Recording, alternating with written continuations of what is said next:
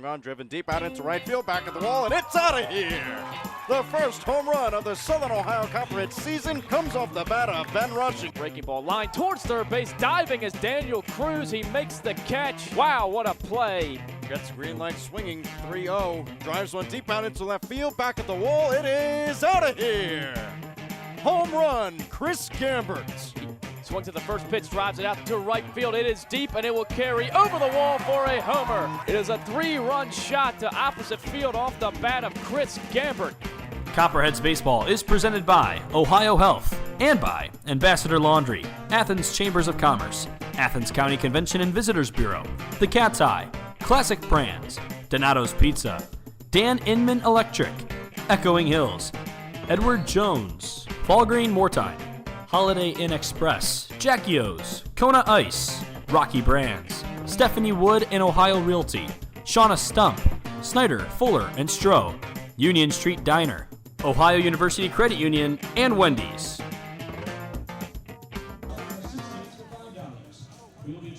Live from Bob Wren Stadium, it's the Southern Ohio Copperheads taking on the Michigan Monarchs in Game 1 of this short 2-game series. As it's the final interdivision series of the week for the Copperheads. As they come in after a lackluster 4-8 start, the offense has come to life these past few ball games. They've played at 30 runs over the last 3 ball games, and 3 consecutive victories coming into today's game for the Copperheads as they look to keep that streak alive. As with a victory here today, they would get back to 500 for the first time on the season since the second game, as they currently sit at 7-8 playing the Monarchs, who come into the ball game with a 5-8 record as the Copperheads look to go undefeated through the first few ball games of interdivision play. As welcome to the broadcast, I'm Joey Medora alongside Connor Mills. Connor Mills not here for the little pregame part of the broadcast. He is down throwing the first pitch before tonight's ball game. It's Jake Hansen taking the mound for the Copperheads.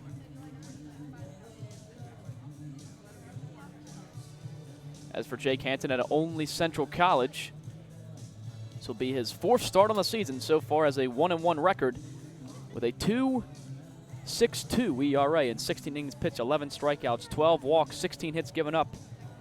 In his last outing on June 16th against the Hamilton Joes, it was a losing effort where he went 5 innings, giving up 5 runs. All of them earned 6 hits, 5 walks, only 2 strikeouts, facing 24 batters, as he'll look to get back on track in this ball game. Taking the mound for the Monarchs, it's Eastern Sikorsky. As Sikorsky is also making his 3rd start on the season, his 4th appearance, as he has 1 relief appearance in his first appearance on the year back on June 5th. His last start went 6 innings without giving up a run. 5 hits, 3 walks, 2 strikeouts. On the season, holds a 1-0 record with a 2.33 ERA. As in 12 innings pitched, he struck out 6, 5 walks, and has allowed 13 hits so far on the season. The Copperheads picked up 2 wins at home on Thursday and Friday. As the Muskegon Clippers came to town, the Copperheads bats came alive in that series, scoring 13 runs in the first game on their way to a 13-2 victory, and then winning 10-6 last night to complete the 2-game sweep of the Clippers, as now they welcome in the Michigan Monarchs for a 2-game series as they play at 7. First pitch tonight, and then tomorrow they'll play again at 5:30, as we'll be live on YouTube and Facebook throughout both of those ball games. As Connor Mills now taking the mound to throw out a first pitch. Connor was a state champion wrestler back in high school. Not sure his baseball experience, as he winds up and fires it in, and it will cross the strike zone to Scott Combs, who receives it. And now, ladies and gentlemen, it's time to meet the team. But when we return, it'll be time for first pitch, as Connor Mills will run us through the lineup. And the first pitch when we come back. You're listening to Copperheads Baseball on the Copperheads Media Network, presented by Ohio Health.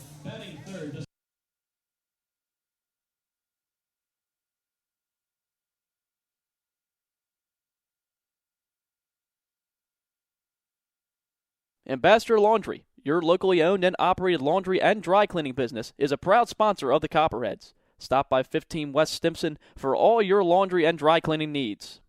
It's a grand slam when you shop locally. Look for the Athens Area Chamber of Commerce logo and be sure to support the businesses that support the Athens Sandlot, our very own Copperheads, and our community. Love Athens. Keep it local, because together we make a difference. The fun is just beginning in Athens, Ohio. Outdoor concerts and festivals, rails and trails, a 30-mile meal, and the funky vibe of uptown Athens and Court Street, Ohio's most eccentric half-mile.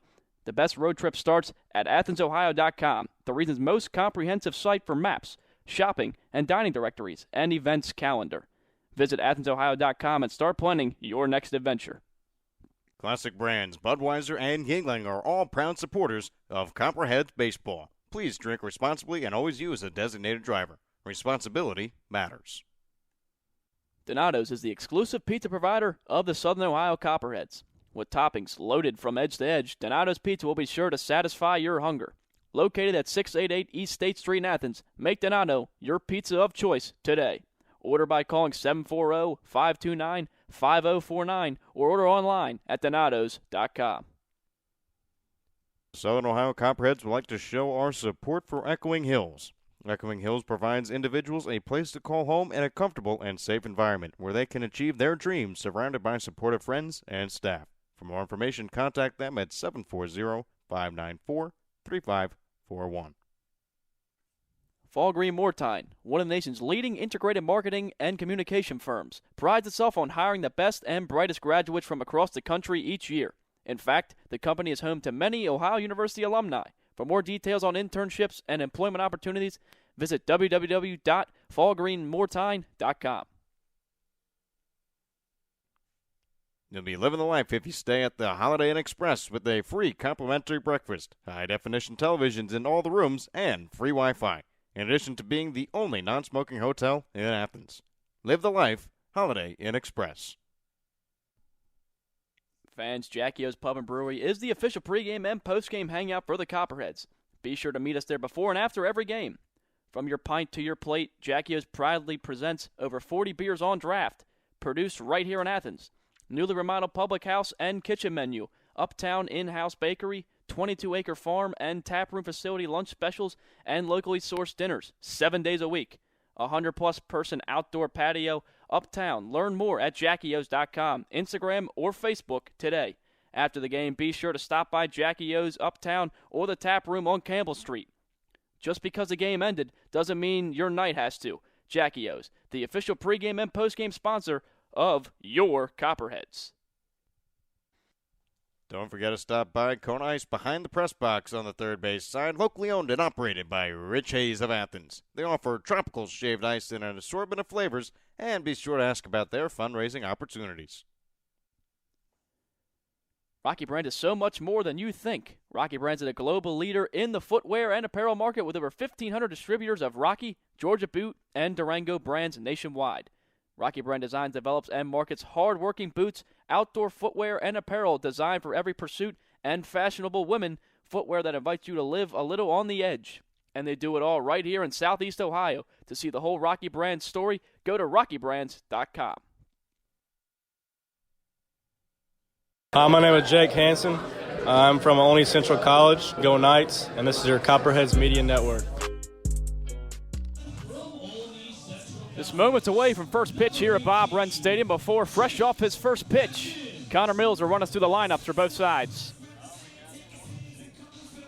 Well, we got Jordan Schafer leading things off for the Michigan Monarchs, followed by Peter Ahn, Nolan Clegg, Mitchell Smith, the bats cleanup at first base, Gavin Doyle, he is at third. Batting behind him is Will Bastin. He's behind the plate. Kyle Burnett in right field, Charlie Bourbon. And rounding things off is Brendan Regan on the mounds for the Michigan Monarchs, Easton Sikorsky. For the Southern Ohio Copperheads, Thomas Zazaro designated hitting today. Zach Iverson making his first start at third. He is batting second. Batting third and back in the lineup after a day's rest, Chris Gambert. He's behind the plate. Sebastian Fabic out in right field. He bats fourth. Zion Avery at first base. Phil Glasser at short. Daniel Cruz, the man at second base. Ty Crittenberger out in center field. Jared Hurd out in left. And Jake Hansen on the mound. So as Connor mentioned, Hansen on the mound, as we mentioned in the pregame show, his 4th start on the season. Holds a 1-1 record with a 2.62 ERA. Got the loss in his last appearance, going just 5 innings, giving up 5 runs, all earned. 6 hits, 5 walks, a couple of strikeouts, as he'll look to keep the walks down, as he's currently has a strikeout to walk ratio of 11-12. So looking to limit the walks in today's start, as Jordan Schafer, the second baseman, will dig in to lead off for the Monarchs, as Schafer comes in having base hits in his last 3 ball games. Currently 9 for 33 on the season in 12 games played, scored 3 runs, 4 RBIs, 5 walks, has a 2.73 average, as we are ready for the first pitch here at Bob Wren Stadium in this 2-game series between the teams. Hansen kicks and deals. There'll be a strike on the inside corner, 0-1. Going around the field for the Copperheads in left field, Jared Hurd, in center, Ty Krinberg, and in right, Sebastian Fabic. As the 0-1 pitch is swung on and chopped foul down the third baseline. And quickly ahead is Hansen, 0-2. At third base, it's Zach Iverson playing shortstop, Phil Glasser. At second, Daniel Cruz. And at first base, Zion Avery on the mound, Jake Hansen. And behind the dish is Chris Gambert. And that's the starting defense for the Copperheads in this ball game. The 0-2 pitch from Hansen rides a little bit high all the way over the catcher Gambert back into the backstop. And it'll be a 1-2 count in the Schafer. Just a bit high. Tried to get him to chase, but need a ladder to kind of get up there. Hansen comes set of the stretch. 1-2 breaking ball popped up in the infield. Calling it as Daniel Cruz takes a few steps to his right behind the second base bag. He will make the catch. And the leadoff man is retired to open up the ball game in the top of the first inning. From Michigan State University, the left fielder, number 11, Peter On. So now Peter On, the left fielder, digs in out of Michigan State University. Bats from the left side of the plate, throws right-handed. So he comes in on the season 16 for 52 for a 3.08 average. First pitch into him from Hansen's taken up and away for a ball, 1-0.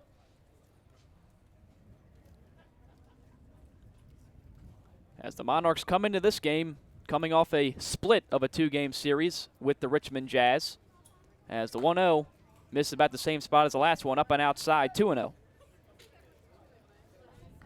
But On has 3 doubles, 3 homers, 13 RBIs on the season. In his last game, went 2 for 3 with a double and a homer with 2 RBIs and a 6-5 victory over the Jazz, as the 2-0 pitch misses low. And Peter On quickly ahead in the count, 3-0 now.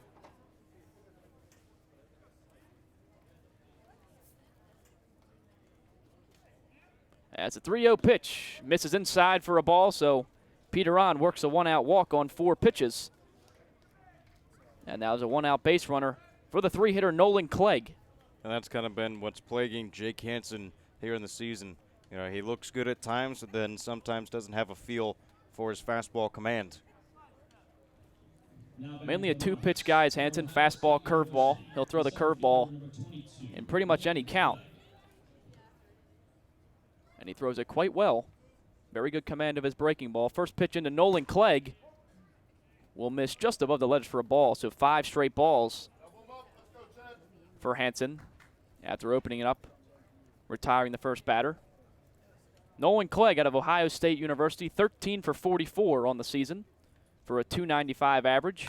As he grounds one towards the hole between third and shortstop, it will reach the outfield grass. Jared Hurd comes in, picks it up. But after a walk and a single, now 2 base runners, just 1 away, as the Monarchs threatening to strike first in the top half of the first. Now Hansen will have to do what he's done all season long, work out of some trouble, work out of a couple runners on the base paths. He's been able to do it well so far in the season. Just got to see what he's going to do here today. So Mitchell Smith, the 4-hitter, digs in. First pitch in is a breaking ball, catches the inside corner for a strike, 0-1. Mitchell Smith playing first base in this ball game, also catches for the Monarchs, also out of Ohio State University. 0-1, another breaking ball. This one, lazy fly ball out in the right field. Sebastian Fabic shading the sun with his glove. He will make the catch, throw it back in to the cutoff man, Daniel Cruz. Runner stay put. That was a very difficult catch out and right for Fabic, battling the sun all the way. Sun still shining brightest right in right field. Fabic did a nice job blocking the sun, getting under it, making the catch. So now 2 outs, runners stay put. Gavin Doyle, the third baseman, digs in. As Hansen looking to hold the Monarchs here in the top of the first with 2 away, runners on first and second. No score yet in the ball game. As first pitch in is a pop-up into shallow right field, backing up the second baseman, Daniel Cruz. He gets, I thought he got called off by Fabic, but he steps in front of him, makes a basket catch down around his hip. So Cruz able to range back and make the final out of the inning. So 2 runners get stranded after a walk and a base hit. Jake Hansen able to keep the Monarchs off the board in the top half of the first. Copperheads coming to bat when we return in the bottom of the first. You're listening to Copperheads Baseball on the Copperheads Media Network, presented by Ohio Health. You'll be living the life if you stay at the Holiday Inn Express with a free complimentary breakfast, high-definition televisions in all the rooms, and free Wi-Fi, in addition to being the only non-smoking hotel in Athens. Live the life, Holiday Inn Express. Fans, Jackie O's Pub and Brewery is the official pregame and postgame hangout for the Copperheads.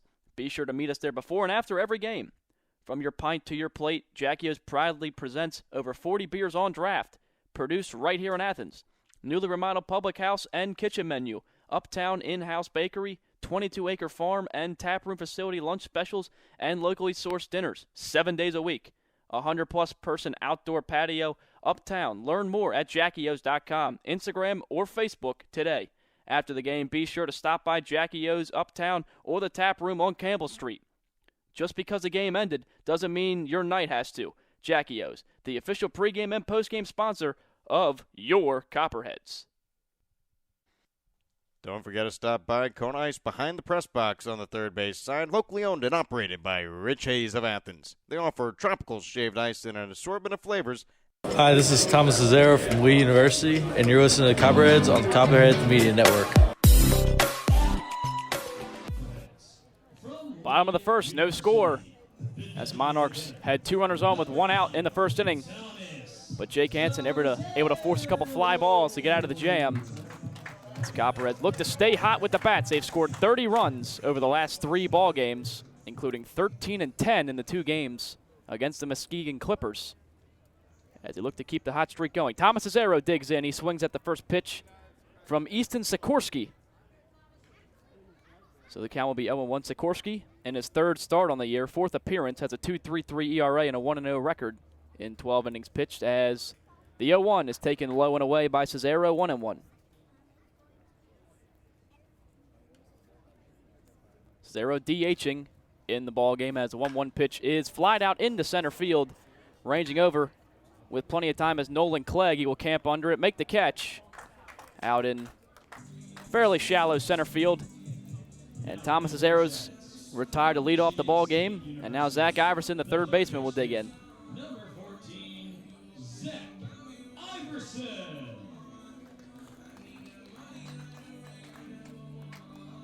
Iverson getting just his 2nd start at third base on the season, as he's played several positions for the Copperheads so far. First pitch into him from Sikorsky is a line drive out into center field, coming over the left fielder. He jumps up and makes the catch in front of the center fielder Clegg.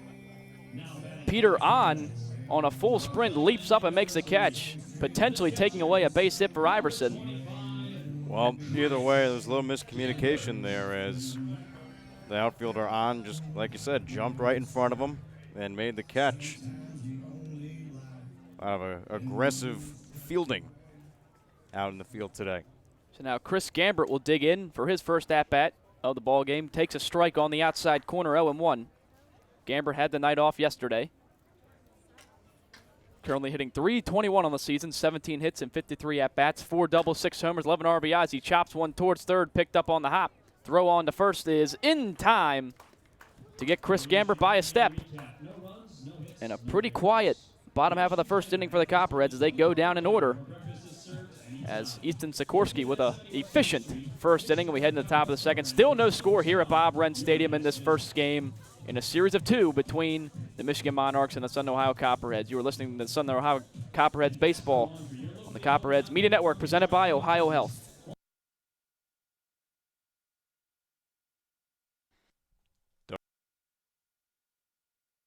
Don't forget to stop by Kona Ice behind the press box on the third base side, locally owned and operated by Rich Hayes of Athens. They offer tropical shaved ice in an assortment of flavors, and be sure to ask about their fundraising opportunities. Rocky Brands is so much more than you think. Rocky Brands is a global leader in the footwear and apparel market with over 1,500 distributors of Rocky, Georgia Boot, and Durango brands nationwide. Rocky Brand designs, develops, and markets hard-working boots, outdoor footwear, and apparel designed for every pursuit and fashionable women, footwear that invites you to live a little on the edge. And they do it all right here in Southeast Ohio. To see the whole Rocky Brand story, go to rockybrands.com. State Farm and agent Shauna Stump are proud supporters of Copperhead Baseball. Visit our West Union Street office or call 593-6882 today to discuss all your insurance and financial services needs. She's celebrating 14 years of service in the Athens community. Like a good neighbor, State Farm is there. Snyder, Fuller & Stroh is one of the premier financial and insurance firms in the region. If you have questions regarding your financial, insurance, or employee benefit package, please call Mark Snyder, Jim Fuller, or Dan Stroh at 740-594-8385 or visit them online at www.snyderfullerstroh.com. My name is Chris Gambit from Louisville, Kentucky. Shout out to all my Bellarmine Knights. You're listening to Copperheads Media Network. Top of the second, no score. As you just heard Chris Gambert's voice as he is starting behind the dish for the Copperheads in this game. As it'll be 6, 7, and 8 due up for the Monarchs this inning. Leading off is Will Bastian, the catcher. As first pitch in the Hansen from him, catches the outside corner for a strike, 0-1. Bastian out of the Citadel, just finished up his sophomore season. As the 0-1 pitch will miss inside to Bastian, 1-1. Bastian in 9 games this year has 6 for 29 with a 207 average. As he lines one down the left field line, it's fair inside the bag, and it will roll all the way into the corner. Hitting first and turning for second is Bastian. He will pull in standing with a lead-off double down the left field line. Second hit of the game for the Monarchs so far. Now a runner in scoring position for Kyle Burnett. From Northwestern University, the right fielder, number 14, Kyle Burnett. Nice piece of hitting, just plunked it right inside the line. Just got a fair down the left field line, and now he's on second. He's a little early on that one, but still able to sneak it by Iverson down the line. And now Kyle Burnett, the right fielder, comes in. Breaking ball from Hansen into him is a strike, 0-1.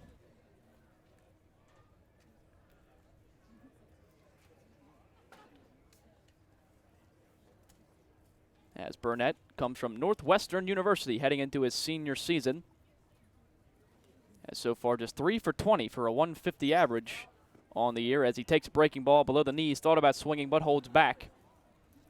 It'll be a 1-1 count now to Burnett.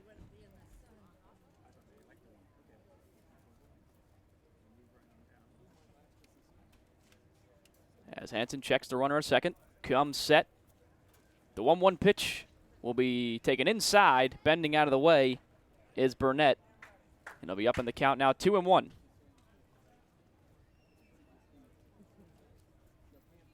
Pretty good crowd here at Bob Wren Stadium for tonight's matchup, as it has been this whole week for the home games. Anytime the weather's nice, you always get a nice crowd. 2-1 pitch inside and low, blocked by the catcher Gambert, having trouble finding it. Now Bastian will take off for third. Gambert will hold it.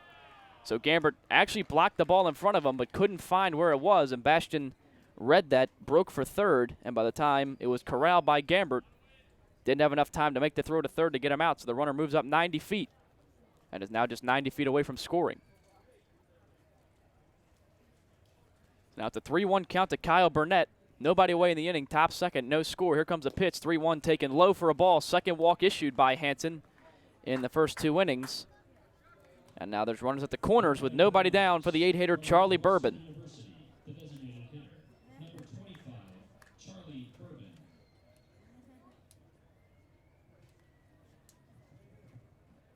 So Bourbon also out of Northwestern, as his teammate just reached via the walk. No stats on Bourbon for the summer season so far. That's possibly a late addition to the Monarchs roster. Runner breaks on the first pitch. Gamber throws down the second. Throw is not in time. So the base is stolen by Kyle Burnett. Now 2 runners in scoring position. Pitch missed up high for a ball, 1-0.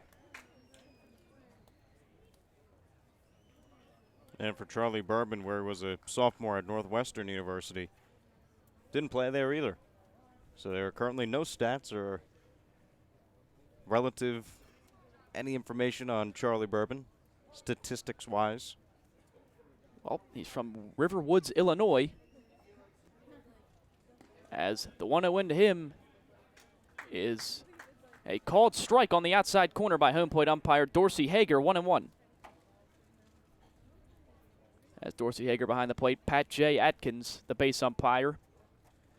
For tonight's matchup, the 2-1 pitch from Hansen. Breaking ball stays up high. Or excuse me, that was a 1-1 pitch. Count is now 2-1 into Charlie Bourbon.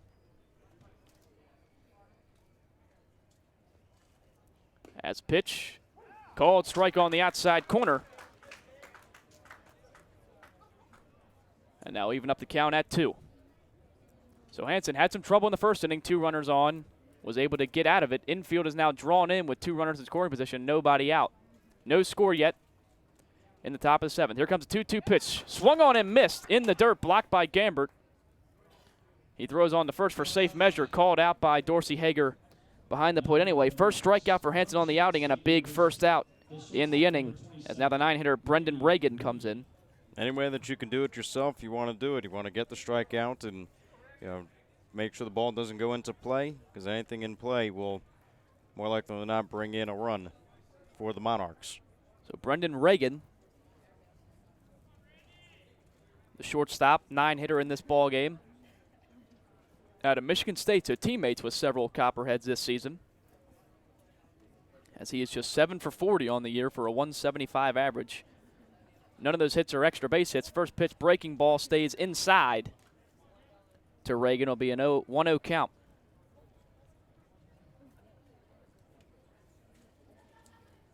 Reagan, in his last several ball games, just 1 hit. As 1-0 pitch taken at the knees for a strike, 1-1.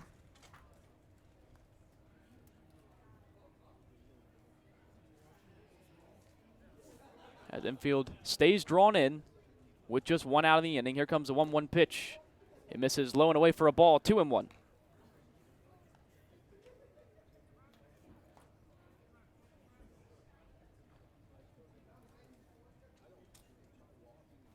So Hansen looks in, looking to work his way out of yet another jam after having multiple base runners on with just 1 out last inning. 2-1 pitch, breaking ball stays high. And now threatening to walk his 3rd batter of the ball game in just the first inning and a 3rd, down in the count, 3-1 to Reagan. He does have first base open, as there are runners on 2nd and 3rd with 1 out in the top of the 2nd inning. Still no score. 3-1 pitch misses outside. 2nd walk issued this inning, 3rd already for Hansen in the inning. And now the sacks are full as the lineup turns over back to the top. Well, the only good thing that does is gets the double play in order. Force out at any base. So now middle infielders, Glasser and Cruz, move back to double play depth. Iverson and Zion Avery stay up at 1st and 3rd base on the grass. First pitch into Jordan Schafer. Misses inside for a ball, 1-0. That'll be 18 balls now for Jake Hansen to only 14 strikes. Struggling with his command early on in the outing, as we've seen throughout the season so far for Hansen. 1-0 pitch is chopped towards the shortstop. Glasser flips on to 2nd for 1. Back to 1st is in time for the double play. So despite loading the bases 1 out, Jordan Schafer rolls a tailor-made double play to Phil Glasser, 6-4-3. They get him by a step at first base. And the Copperheads once again tightrope their way out of trouble in the top of the second inning, heading into the bottom of the second. Still no score here at Bob Run Stadium as the Copperheads look to crack the scoreboard first. You are listening to Copperheads Baseball on the Copperheads Media Network, presented by Ohio Health.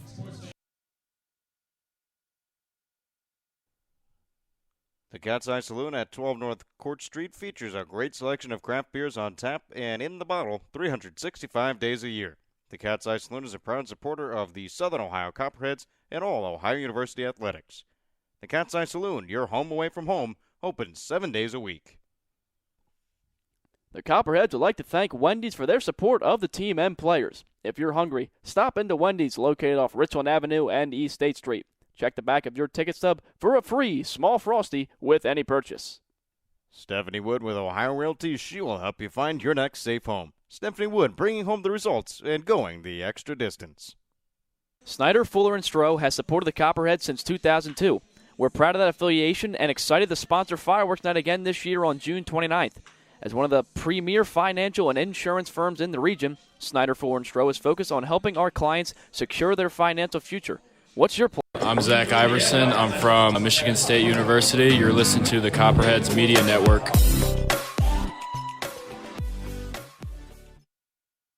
Middle of the order due up in the bottom of the second. Sebastian Fabic, Zion Avery, and Phil Glasser.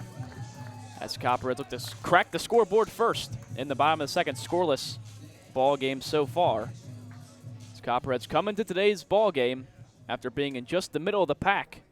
Coming into the weekend batting average, they jumped all the way up to third with a .280 team average as Sebastian Fabic swings at the first pitch, fouls it back over the press box, 0-1. So a big jump from the Copperheads, as we mentioned a couple times in the broadcast. 30 runs over the last 3 ball games as Fabic loud contact out to right center field, chasing the center fielder, and he makes the catch on the run. Just a couple steps in front of the warning track, so Sebastian Fabic gave that one a ride. But a nice play out in center field by Nolan Clegg, and the leadoff man is retired in the bottom of the second. Again, hard hit from Sebastian Fabic. Just could not find a hole. Encouraging to see from Fabic, hitting the ball with a little authority here. Could mean for a big day. So first pitch into Zion Avery. Misses up high for a ball, 1-0. Avery's bat came alive in that 2-game series. As 1-0 pitch taken low and outside for a ball. That's a 2-game series against the Clippers, where in the first game he went 2 for 4 with 2 homers, 5 RBIs. Yesterday just missed a third homer as he hit one off the wall out in left field, but starting to see the ball better as he takes a 2-0 pitch for a strike, 2-1. As 2-1 pitch, big swing by Zion, but he fouls it back into the screen. They'll even up the count at 2. Coach Dunphy mentioned Avery working hard to try to fix his swing over the past few ball games. And BP 2-2 pitch, breaking ball lined out into right center field, and that ball will drop and one hop the wall. Avery will think about turning for second, but a good relay throw from Nolan Clegg out in center field keeps it a long single for Zion Avery, but he now has base hits in 3 straight ball games, and the first hit for the Copperheads in the bottom of the second. Line drive after line drive off the bat of Zion Avery. He's been turning it up as of late. Michael Blatchford, the assistant coach and hitting coach of the Copperheads, has really done a nice job with fixing his swing. And for Avery, just does not have any luck trying to get to second base. Doesn't have a double yet this season, but already has 2 home runs. First pitch into Phil Glasser, catches the outside corner for a strike, 0-1. Speaking of bats that have come alive over the past few games, Phil Glasser in the last series went 5 for 7 with a double, 3 RBIs, as he'll take that pitch on the outside corner and quickly fall behind 0-2, but Glasser's batting average has jumped all the way up to .289 on the season with 3 doubles, 5 RBIs.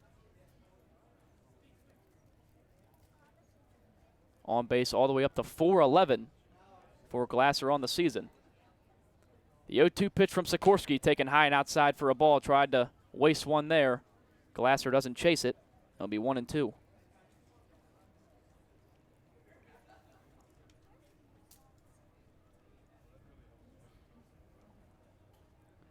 As leading off first, Zion Avery, not a big lead. Sikorsky comes set, kicks and deals. The 1-2 in the dirt, blocked by the catcher. And it'll be a 2-2 count to Phil Glasser.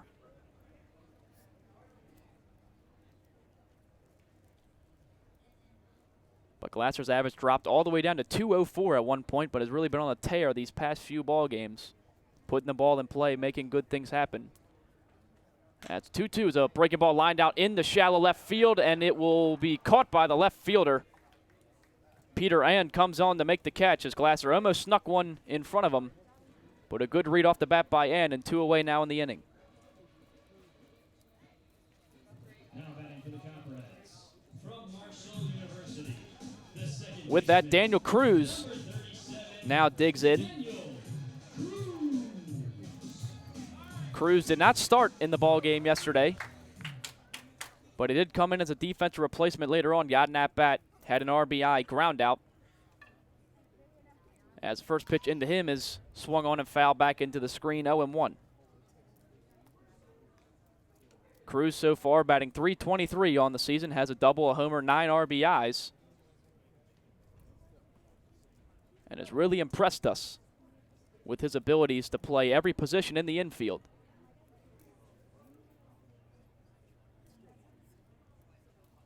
As the 0-1 pitch into Cruz is swung on and fouled down towards the Copperheads dugout. And Cruz quickly down in the count, 0-2. Yeah, it doesn't matter where in the field Daniel Cruz is. He's going to figure out a way to get the ball and make the outs. So bottom of the second, no score yet. Runner on first, 0-2 count to Daniel Cruz. Here comes Sikorsky, the 0-2, up and away for a ball. And a 1-2 count now to Cruz. Zion Avery reached first earlier in the inning on the first base hit for the Copperheads in the ball game. As Sikorsky gets his sign, comes set, kicks and deals, a 1-2, taken inside and low, gets away from the catcher a little bit, not enough for Avery to take off. As Bastion quickly recovers, and the count will be even at 2. It was a half block by Bastion. Ball didn't get away from him too far. And in the indecision, Zion Avery just had to hold off at first base. So now the 2-2 count in the Daniel Cruz, 2 away, swings and just gets a piece of it foul towards the third base side batter circle. And Cruz stays alive with 2 away in the inning.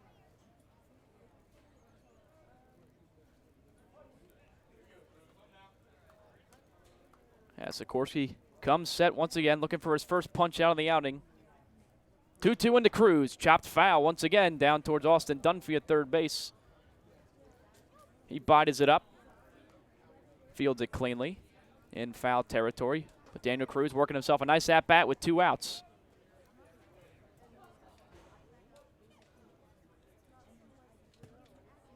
As Avery, just a 2-step lead over at first base. 2-2 pitch in the Cruz will be called. Strike 3 on the inside corner. Daniel Cruz didn't think so. But Dorsey Hager behind home plate rings him up. And it's the first strikeout on the outing for Sikorsky. And now retires the side in the second inning. Still no score between the Monarchs and Copperheads in the first meeting between the two teams this season. As when we come back, it'll be top of the third. Copperheads look to earn their 4th consecutive win with a victory here today and get back to 500 at 8-8 on the season. You're listening to Copperheads Baseball on the Copperheads Media Network, presented by Ohio Health. Ambassador Laundry, your locally owned and operated laundry and dry cleaning business, is a proud sponsor of the Copperheads. Stop by 15 West Stimson for all your laundry and dry cleaning needs. It's a grand slam when you shop locally. Look for the Athens Area of Commerce logo and be sure to support the business that support the Athens Sandlot, our very own Copperheads, and our community. Love Athens. Keep it local, because together we make a difference. The fun is just beginning in Athens, Ohio. Outdoor concerts and festivals, rails and trails, a 30-mile meal, and the funky vibe of Uptown Athens and Court Street, Ohio's most eccentric half-mile. The best road trip starts at AthensOhio.com, the region's most comprehensive site for maps, shopping and dining directories, and events calendar. Visit AthensOhio.com and start planning your next adventure. Classic brands Budweiser and Yuengling are proud supporters of Copperheads Baseball. Please drink responsibly and always use a designated driver. Responsibility. I'm Sam Worsing. I'm from Wright State. I'm listening to the Copperheads Media Network. Top of the third, still no score between the Monarchs and the Cheds, as Jake Hansen has worked his way out of trouble in the first couple innings. Had 2 runners on and 1 away in the first inning, got 2 fly balls to retire the side, had bases loaded and only 1 out, and forced Jordan Schafer to roll into a 6-4-3 double play to retire the side of the inning without giving up a run. As now the 2, 3, and 4 batters due up. Peter On leading off. First pitch into him, breaking ball, catches the outside corner for a strike, 0-1. On drew a walk in his first at-bat and was stranded at second base. As Hansen looking to limit the walks, has already walked 3 in the first 2 innings. The 0-1 pitch, breaking ball, popped up into shallow left center field. 3 Copperheads ranging over. Jared Hurd, the left fielder, will call Krittenberger and Glasser off, make the catch in shallow left field. And a quick first out in the top of the third. Well, that's kind of been what Jake Hansen's been doing, a high fly ball into shallow, doesn't matter, left field, right field, center fields, and that ball hangs up there enough to where 3 Copperheads kind of converge on one spot. So far, their communication's been fine. No issues making the catch. Pitching to Nolan Clegg's a breaking ball. Taken just a bit high for a ball, 1-0. But Hansen, being that he leans so much on his curveball, he gets guys to pop it up a lot. As 1-0 pitch is a fastball that stays up high at the eyes, 2-0. Clegg in his first at-bat hit a softly hit single between third and shortstop right through the hole for a base hit in the left field. As 2-0 pitch into him is swung on and grounded towards Phil Glasser at short. He dives and can't make the play up the middle. So Clegg has 2 singles in his first 2 at-bats, and he's on first base now with 1 out in the inning. Now batting for the Monarchs from Ohio State University, the first baseman, number 5, Mitchell. So Clegg reaches first, 2 for 2 now on the day, and Mitchell Smith, the first baseman, digs in. He hit a high fly ball to right field. That was caught by Sebastian Fabic in his last at-bat.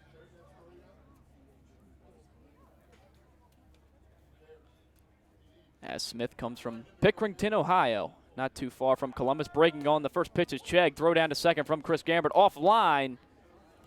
And the base is stolen by Nolan Chegg. As Cruz tried to swipe a tag down real quick. Pitch was called a strike, 0-1 into Mitchell Smith.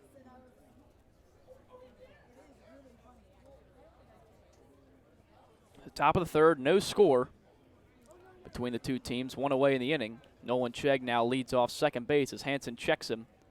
Now will come home. 0-1 pitch. Took something off that one. Got Mitchell Smith way out in front of it. 0-2.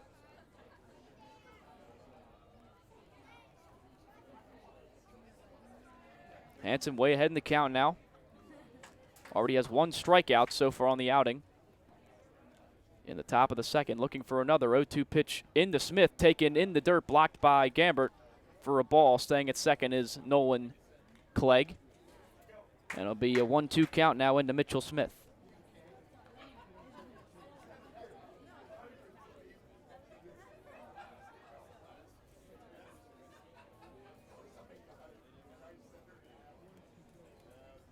So now coming set is Hansen. Runner not being held at second. Coming home, 1-2 line towards the hole in left field. Phil Glasser can't get there. Moving up to third is Nolan Clegg. As Hurd quickly gets it back into the infield. But the softly hit single between the third baseman and the shortstop. And now there's runners on the corners with 1 out. As the Monarchs in all 3 innings now have put multiple base runners on. So Hansen will have to work his way out of another jam here.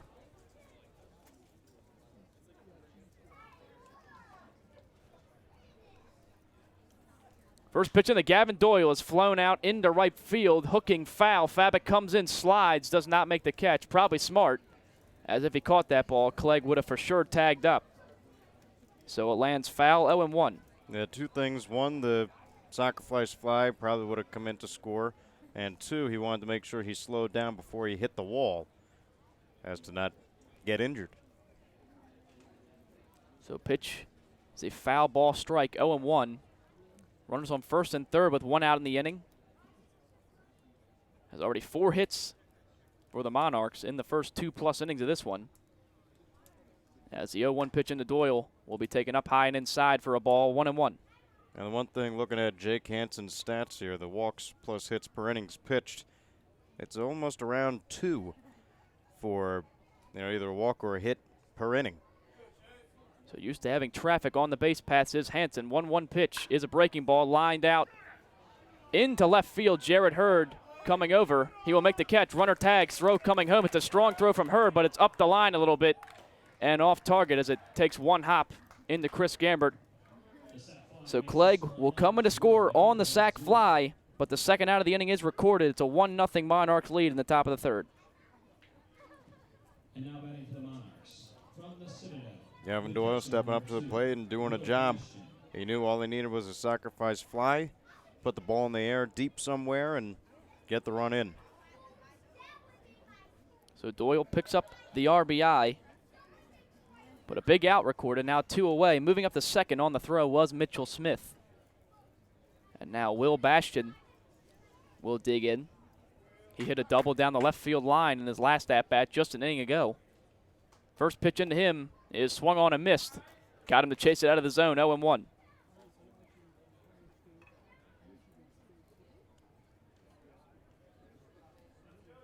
So Hansen, after working the first 2 innings with multiple base runners on, unable to get out of this inning without giving up a run. As there's 2 outs now. 0-1 pitch stays inside to Bastian. It will be a ball, 1-1.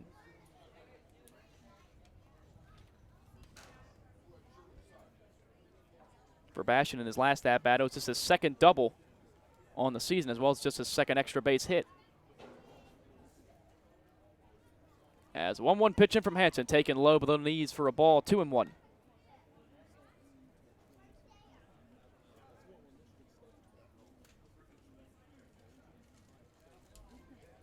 So Mitchell Smith now leads off second, not being held. Daniel Cruz now takes a look at him.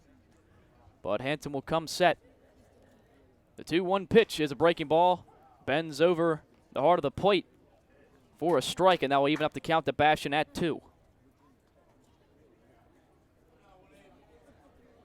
Hansen looking to strand the runner at second.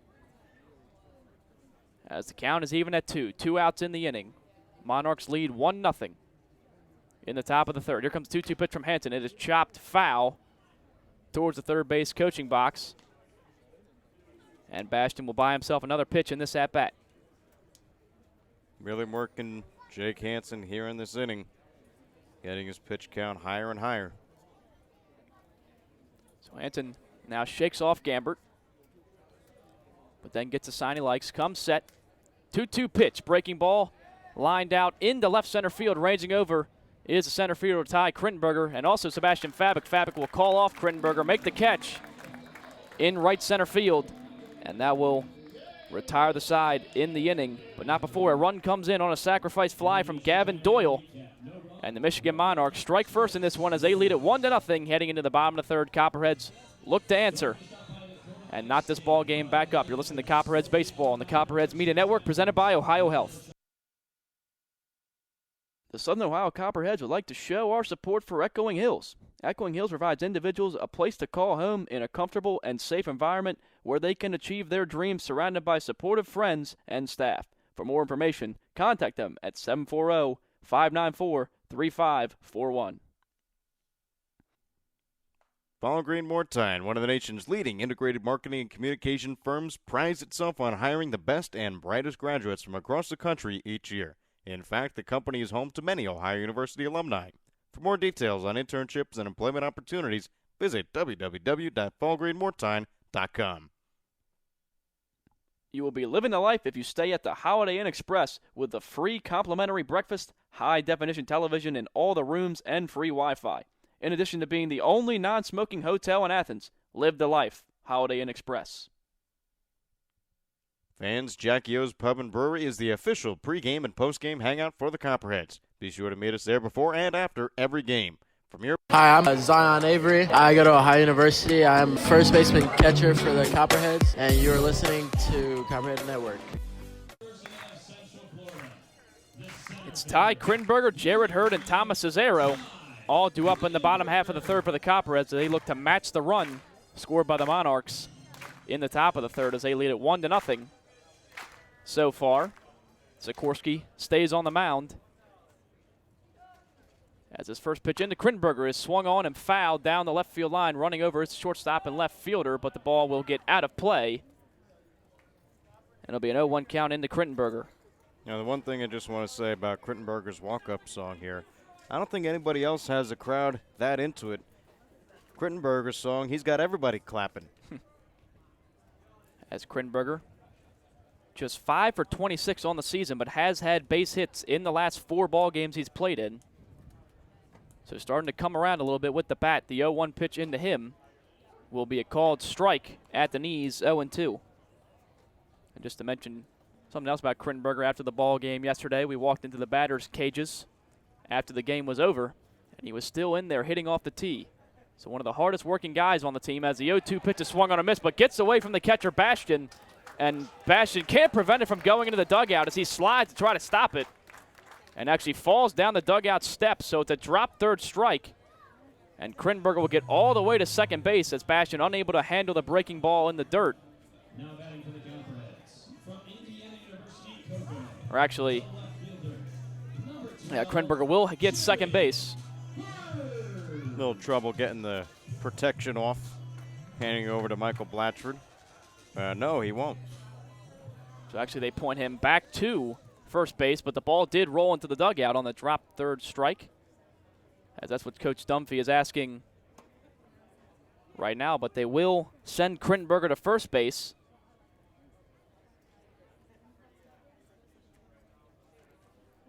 So it'll be a runner on first to lead off the inning on the drop third strike. Now Jared Hurd, the 9-hitter, digs in.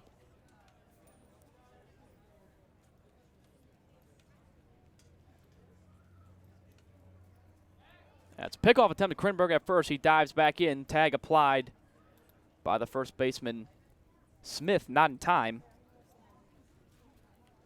But Jared Hurd, 4 for 32 on the season. Another pickoff attempt. Krinberger dives back in. As again, the throw not in time. Really worried about Krinberger over at first is Sikorsky, as he will come set. Krinberger not extending the lead. First pitch into Jared Hurd. Squares the bunt and fouls it back into the catcher, and it rolls away from him. 0-1. Yeah, Krittenberger's only 1 for 2 in stolen base attempts so far in the season. Does have the speed to take second base, but a lot of attention is being thrown his way by Sikorsky. But Hurd in his last ball game went 2 for 5. It was his first multi-base hit game on the season. Also had 2 RBIs. So another pickoff attempt from Sikorsky. Not even a tag applied by Mitchell Smith this time. Krinberger clearly has his attention over there. As third baseman now up on the grass after the first pitch bunt attempt from Jared Hurd. He won't square the bunt this time. Takes that pitch outside for a ball. Evens up the count at 1.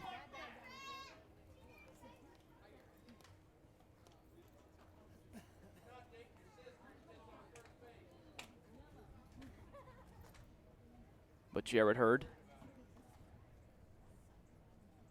digs back into the box. Sikorsky checks the runner first, does square the bunt this time, gets it down back towards the mound. Krinberger will move up to second. Pitcher throws it on to first in time, or not in time, called safe by Pat Atkins, at first base, as the throw was a little bit high from Sikorsky to the first baseman. Appeared to pull him off the bag, and Hurd will reach first safely. And now the first 2 Copperheads are on to lead off the third inning. Well, for Jared Hurd, busting it right down the line, when he stepped on the bag, first baseman Smith jumped up to catch the ball. Wasn't even on the bag to get the outs. So a good call from the field umpire, Pat J. Atkins. And it's ruled a hit for Hurd out there on the scoreboard. First pitch into Cesaro is a called strike, 0-1.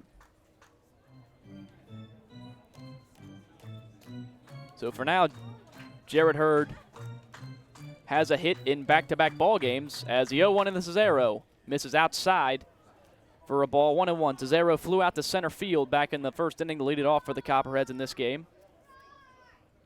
Coming into the game, Cesaro was hitting at .357, as in the last ball game he batted in against the Mariners on June 18th. He went 5 for 5. He takes that pitch inside for a ball, 2-1. But went 5 for 5, hit his first homer on the season, as well as 4 singles to jump the average all the way up to .357 on the year. And when you combine that with the fact he has a .85 ERA on the mound, as a 2-1 pitch is grounded towards third, diving stop by the third baseman. He gets to his feet, throws on to first to retire Cesaro. That's the only play he had, as the 2 runners will move up. But a base hit is taken away by Gavin Doyle for Cesaro, and the first out of the inning is recorded. And Ty Crittenberger did a nice job just not to get tagged, as that ball was right in the lane for Ty Crittenberger. But third baseman Doyle didn't have a play at second, so his only way he could have went with that is over to first. So now Zach Iverson gets a chance with 2 runners in scoring position. And only 1 away in the inning. First pitch gets away from the catcher. Crittenberger comes in to score, and that will knot up the ball game at 1 as Jared Hurd moves up to third base. So the wild pitch from Sikorsky points the game's first run for the Copperheads, and they tie it up in the bottom of the 3rd inning.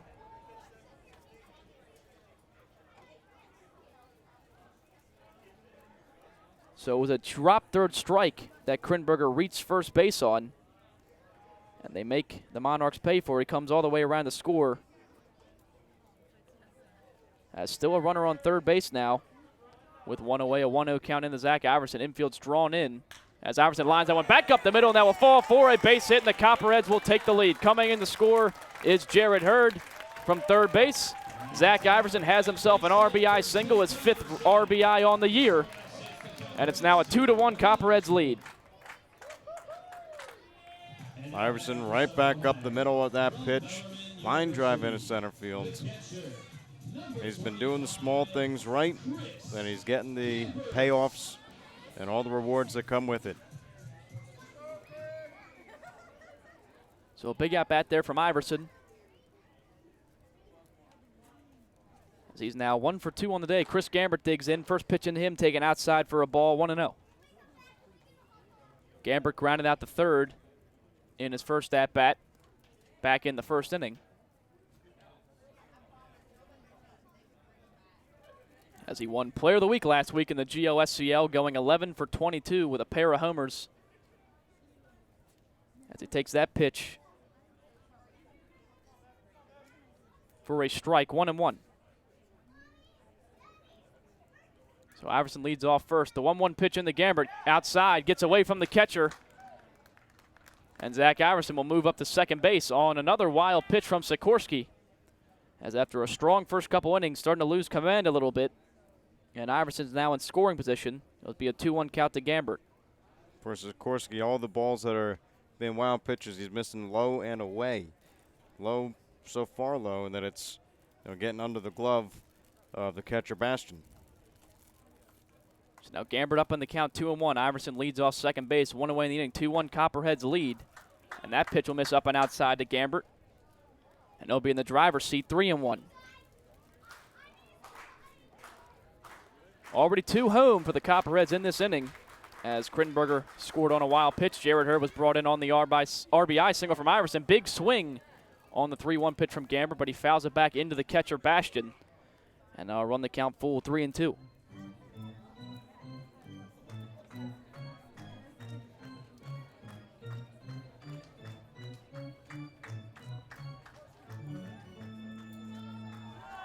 So Gambert with an RBI opportunity.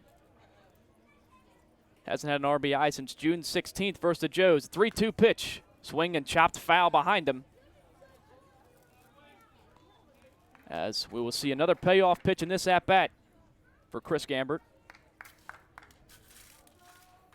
And for Gambert, he's been kind of rolling over the ball as of late.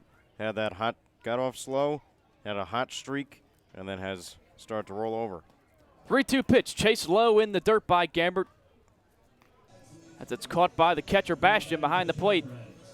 So Gambert's retired on strikes for the second out of the inning. And now Sebastian Fabic gets a chance to hit with a runner on second, 2 away in the bottom of the third.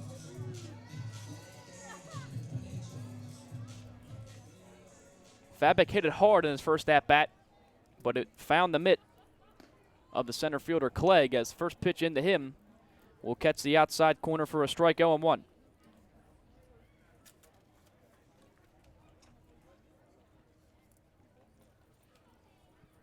As the 0-1 in the Fabic misses away for a ball, 1-1. As Fabic has a base hit in almost every game he's played in, besides one. As 1-1 pitch is lined out deep into center field, backing up is center fielder Clegg, and he will make the catch on the run. Again, a couple steps in front of the track. Pretty close to where he hit it last time, but Fabic unable to find a gap in center field. And now retire the side, but the Copperheads answer the Monarchs 1 run in the top of the third. They play 2 of their own to regain a 2-1 lead. Heading into the top of the fourth, it'll be Connor Mills going through the middle innings when we return on the Copperheads Media Network, presented by Ohio Health.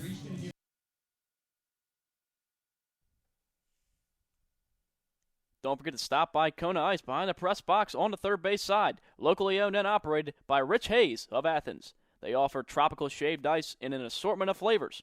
And be sure to ask about their fundraising opportunities.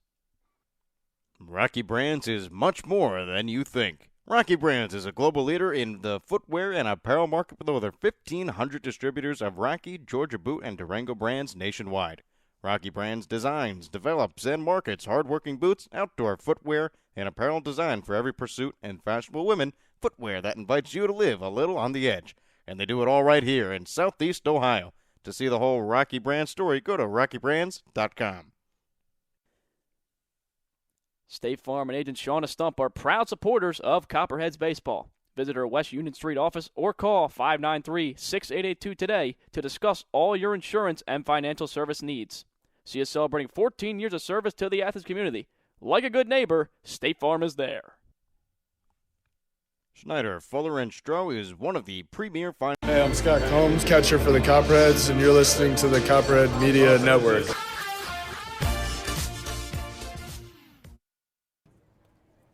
It's the top of the fourth inning as the Southern Ohio Copperheads hold a 2-1 lead over the Michigan Monarchs. Due up in the inning will be Kyle Barnett, Charlie Bourbon, and Brennan Regan, as that one's a hit by pitch. First hit by pitch of the day by Jake Hansen. And again, he will have to deal with a fourth straight inning with somebody on the base paths. 2 left on base in the first, 3 back in the second, 1 in the third, and now another base runner here in the top of the fourth inning. At the plate, Charlie Bourbon. Bourbon struck out and was the first strikeout on the day for Jake Hansen, as now on the move. Stolen base attempt, and that was a shoestring catch by the second baseman, Daniel Cruz. Stolen base, Kyle Burnett. And that was as close as it's going to get. That it was, as it was thrown perfectly by Gambert in the fact that it was on the foot of Burnett stealing second base, and Cruz thought he swiped a quick tag before he got his hand in the front end on the bag there. But that's not how Atkins saw it at second base.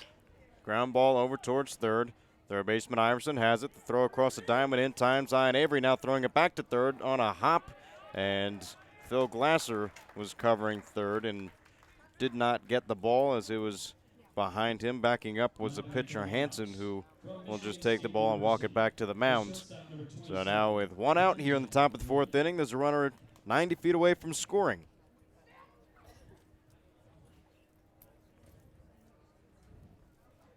And Brandon Regan at the plate. Regan today, he walked in the second, so does not have an at-bat today. Hansen from the stretch. The first pitch is a fastball that hits the corner for a called strike, 0-1. For the Copperheads, 2 runs on 3 hits. For the Monarchs, 1 run on 4 hits, as now the 0-1 misses low in the turf Evens up the count at 1 ball and 1 strike. Yeah, nice block there by Gambert. It's with the runner on third. He's got to become a brick wall back there, not let anything get by him, and allow that tying run to come in from third. Cool 74 degrees here in Athens, Ohio at Bob Wren Stadium. As now time is called, looks like something might have gotten into the eye of Brandon Regan. I will not say it's dirt because this is an all-turf infield. Yeah, it could have been one of the rubber pieces perhaps bouncing up. I think that hurt even more. Probably, yeah. 1-1 the pitch, taken high and away for ball 2. If I had to choose between dirt and a rubber piece in my eye, I think I'd take dirt any day. Well, I think I remember James Harrison in the NFL once got like one of those pieces in his eye. He had to get like surgery to get it out of there. See? 2-1, taken low and away. Ball 3. 3-1 the count with 1 out. Runner at third base for the Michigan Monarchs here in the top of the 4th, with the Copperheads leading by a score of 2-1. And I always remember playing on turf, you have all the little black pieces in your shoes whenever you get done playing. The 3-1 swung on, line drive right up into center field. That'll get down for an RBI single for the 9-hitter Brendan Regan. And now lineup will turn up and go over to the top for Jordan Schafer. Schafer grounded into a double play in his last at-bat to end the threat in the second, and also popped out to the second baseman to begin things in the top of the 1st. I think Hansen wanted to try to surprise Regan with a breaking ball there on that 3-1 pitch, but he wasn't, as he drove that ball right back where it came from, up the middle. Wasn't a cheapie. So the ball game is tied at 2, as looks like a balk was called. So a balk will move the base runner over to second base. First balk on the season for any Copperheads pitcher. Happened a couple times against the Hamilton Joes in favor of the Copperheads, as now the first pitch delivered to Jordan Schafer misses low for a ball. 1-0. So Kyle Burnett was hit by a pitch, stole second base, made his way over to third on a ground out, as now the fastball does hit the low inside corner of the plate. A low strike, but it counts. 1 ball, 1 strike, and 1 out with a runner on second base. Now Burnett hit by a pitch, stole second, moved to third on the ground out from Charlie Bourbon, and then an RBI single by Brandon Regan as he stands on second right now. Line drive right down the line, and it's a fair ball into the corner down in left field. Getting it is Jared Hurd. The throw in will go towards second base, but another run will score here in the top of the 4th inning. It's now the Michigan Monarchs 3, the Southern Ohio Copperheads 2. From Michigan State University, the left fielder, number 11. RBI double, Jordan Schafer. And now Peter Hahn will be at the plate. Yep, good approach there by Schafer. Kept his hands inside the ball and that inside pitch, able to hook it right down the left field line, just inside the bag, as Iverson couldn't do anything to stop it, as that ball was a missile. The Monarchs battling back here in this inning. First pitch to Peter Hahn is low for a ball. 1-0. Looks like the Copperheads will have a slight shift on for the left fielder, Peter Hahn. Playing off the bag, even with the runner on second, is Zach Iverson. And now the runner will take third. So Jordan Schafer sees how far away Zach Iverson was at third, and then he'll just take third on the stolen base. So now another runner is at third base here in the top of the 4th inning against Jake Hansen.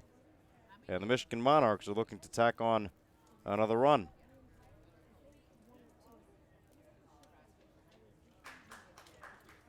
Zach Iverson went up to the mound, tried to talk to Jake Hansen, give him a little wisdom.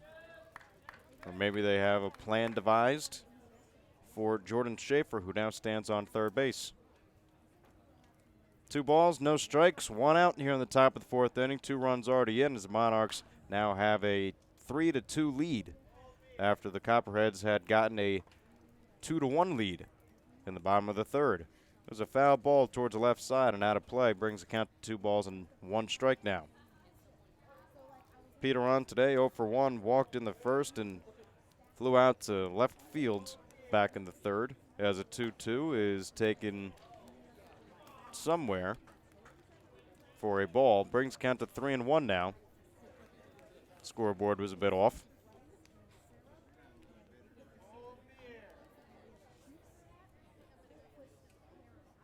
From the stretch, Hansen's pitch taken high and away, ball 4. And that would be the 4th walk allowed by Jake Hansen in today's game. Yeah, the only thing that does, it sets up a double play now if you can get a ground ball, as there's runners on the corners now with 1 out. But Clegg has been an issue so far in his first 2 at-bats, has a couple of singles, came around to score his last time up. So Hansen's going to have to work some more magic here to keep this deficit at just 1. Clegg with singles in the 1st and the 3rd. As the top of the 4th, first pitch swing, lines this one out deep into right field. Moving back is Sebastian Fabic, and it will one-hop the fence and get all the way into the corner. Coming in to score will be Jordan Schafer, and now there are runners at 2nd and 3rd with only 1 out here in the top of the 4th inning. Michigan Monarchs extend their lead. It's now at 2. Monarchs 4, Copperheads 2. Ohio State University, the first baseman, number 5. Catcher Chris Gamrett will walk out to the mound. Talk with his pitcher, Jake Hansen. Yeah, but obviously not the start he envisioned when he took the mound in today's ball game. Already given up 4 runs here in the first 3 1/3 inning he's worked, and that pitch, I mean, not a bad location, but it's a better approach there from Clegg. He takes it deep down the right field line. Fabic unable to get there, gets all the way to the wall. The only reason that 2 runners probably didn't score is it looked like Fabic might have had a play on it at first, so the runner at first had to hold up. But now first pitch, curveball misses high to Mitchell Smith. Smith today 1 for 2, flew out to right field to Sebastian Fabic, and then had a single back in the 3rd. 3 runs here in the top of the 4th for the Michigan Monarchs, with 2 more in scoring position with only 1 out. Hansen's curveball misses high and in again. 2 balls and no strikes. And there's some action down there in the bullpen right now. Hansen's pitch counts run pretty high so far in these first 4 innings of work.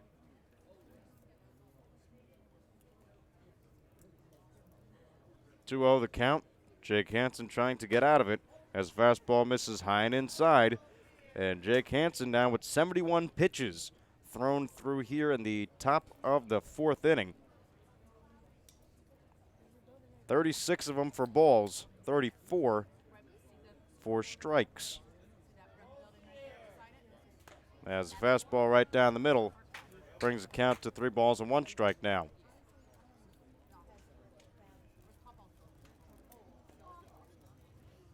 So Jake Hansen in today's start has thrown more balls than strikes, but still has been able to keep the Copperheads in this game. Only a 2-run deficit, as now ball 4 is issued to Mitchell Smith. Bases are loaded here in the top of the 4th inning with only 1 out. And coming up onto the dugout steps and taking a walk out to the mound will be Austin Dunphy. The point down to the bullpen, we'll see a new pitcher as Jake Hansen's day will be done. It's Michigan Monarchs 4, the Southern Ohio Copperheads 2. With only 1 out here in the top of the 4th inning, we'll be right back on the Copperheads Media Network, presented by Ohio Health. The Cat's Eye Saloon at 12 North Court Street features a great selection of craft beers on tap and in the bottle 365 days a year. The Cat's Eye Saloon is a proud supporter of the Southern Ohio Copperheads and all Ohio University athletics. The Cat's Eye Saloon, your home away from home, open 7 days a week. The Copperheads would like to thank Wendy's for their support of the team and players. If you're hungry, stop into Wendy's, located off of Richland Avenue and East State Street. Check the back of your ticket stub for a free small Frosty with any purchase. Stephanie Wood, Ohio Realty, will help you find your next safe home. Stephanie Wood, bringing home the results and going the extra distance. Schneider, Fuller, and Stroh has supported the Copperheads since 2002. We're proud of that affiliation and excited to sponsor Fireworks Night again this year on June 29th. As one of the premier financial and insurance firms in the region, Schneider, Fuller, and Stroh is focused on helping our clients secure their financial future. What's your plan? Give them a call at 594. Ambassador Laundry, your locally owned and operated laundry and dry cleaning business, is a proud sponsor of the Copperheads. Stop by 15 West Stimson for all your laundry and dry cleaning needs. It's a grand slam when you shop locally. Look for the Athens Area Chamber of Commerce logo and be sure to support the businesses that support the Athens Sandlot, our very own Copperheads, and our community. Love Athens. I'm Sebastian Fabic from Cincinnati, Ohio, and you're listening to the Copperheads Media Network.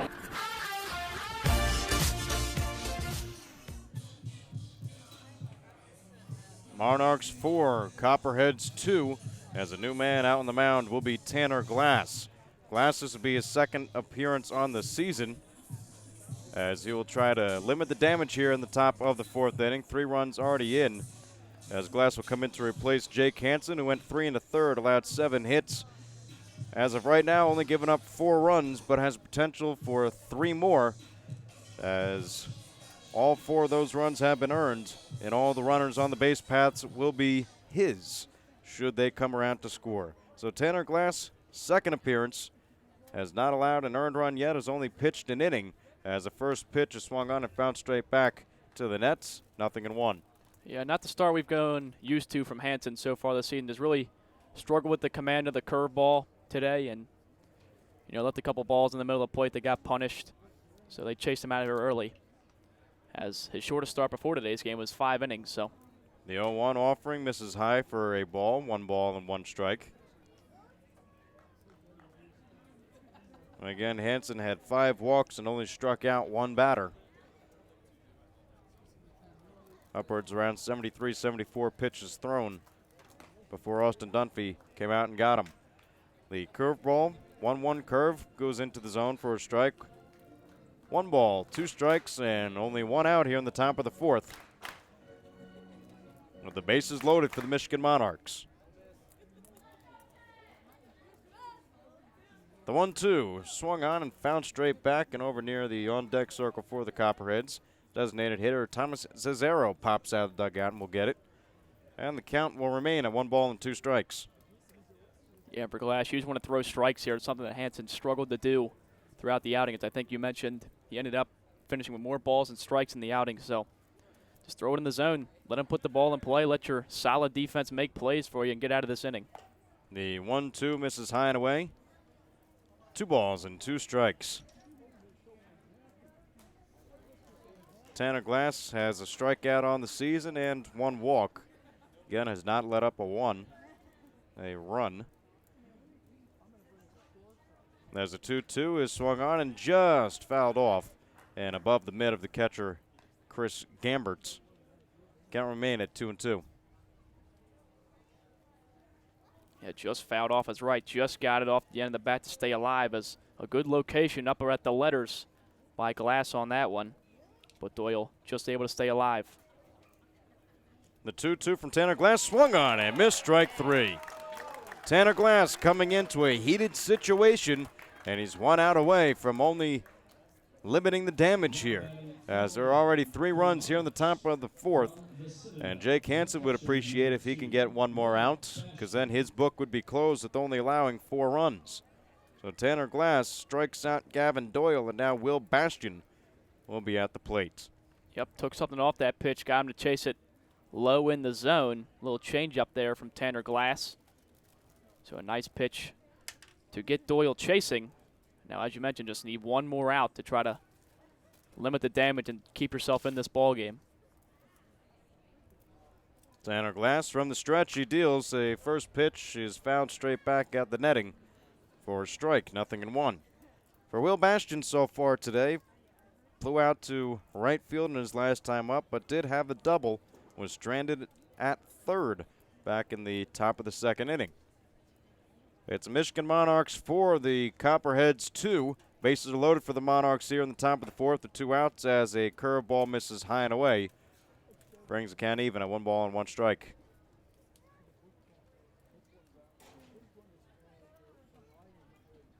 Peter Hahn is over at third base. Nolan Clegg is on second. He had a RBI double. And on first, with the 5th walk issued, as a swing and a miss, brings the count to 1-2. Over at first is Mitchell Smith. 1-2 count, 2 outs. Tanner Glass looking to shut the door and stop the bleeding here in the top of the 4th inning. Monarchs already have 7 hits on the day. Time is called at the plate by Will Bastian. So go through the signs once more. Tanner Glass looks into the catcher, Chris Gambert. Has his pitch, and he's ready. Glass's pitch, check swing at the plate. Does he go around? No, he does not. Check down to the field umpire, Pat J. Atkins, says Will Bastian held his swing. It was a high fastball from Tanner Glass, and the count will go to 2 balls and 2 strikes with 2 outs. Yeah, you see Glass thought he had him. He turned around and asked Atkins after getting the ball back. It was really close down there by Bastian. The 2-2 fouled straight back. Count remains tied at 2. So Tanner Glass coming into a heated position right now. Bases are loaded for the Michigan Monarchs. Glass came in, got a strikeout of Gavin Doyle, and will try to strike out Will Bastian with a 2-2 count. Glass is ready. The pitch, ground ball over towards the shortstop Glasser. He has it, the throw on the run, on the mark for the 3rd and final outs here in the top of the 4th inning. So the book is officially closed now on Jake Hansen. He went 3 1/3, allowed 7 hits, 4 runs, 4 earned. Gave up 5 walks and had 1 strikeout. Tanner Glass comes in, shuts the door here in the top of the 4th inning, but not before the Michigan Monarchs score 3 as they retake the lead. It's the Monarchs 4, the Copperheads 2. We'll be right back on the Copperheads Media Network, presented by Ohio Health. Donato's is the exclusive pizza provider of the Southern Ohio Copperheads. With toppings loaded from edge to edge, Donato's Pizza will be sure to satisfy your hunger. Located at 688 East State Street in Athens, make Donato your pizza of choice today. Order by calling 740-529-5049 or order online at donatos.com. Southern Ohio Copperheads would like to show our support for Echoing Hills. Echoing Hills provides individuals a place to call home and a comfortable and safe environment where they can achieve their dreams surrounded by supportive friends and staff. For more information, contact them at 740-594-3541. Fall Green Mortine, one of the nation's leading integrated marketing and communication firms, prides itself on hiring the best and brightest graduates from across the country each year.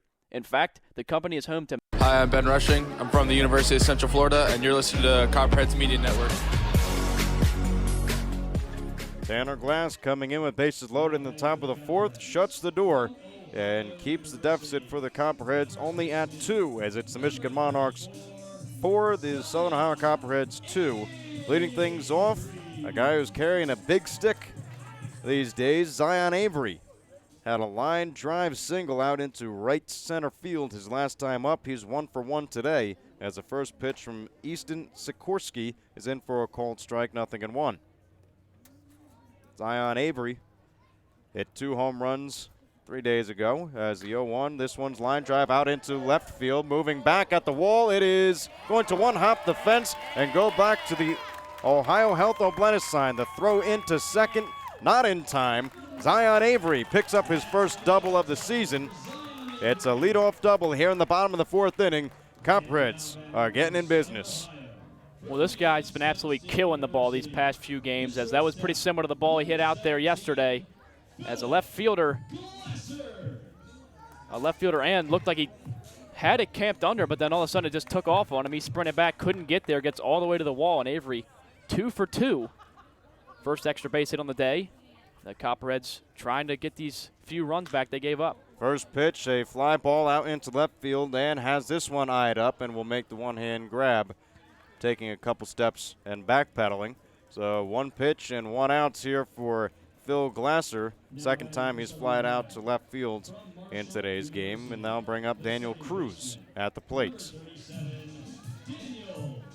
But for Zion Avery, that pushed his batting average up to now 275. It was around 220s a couple days ago, and has been able to elevate that as the first pitch to Daniel Cruz hits the outside corner for a strike, 0-1.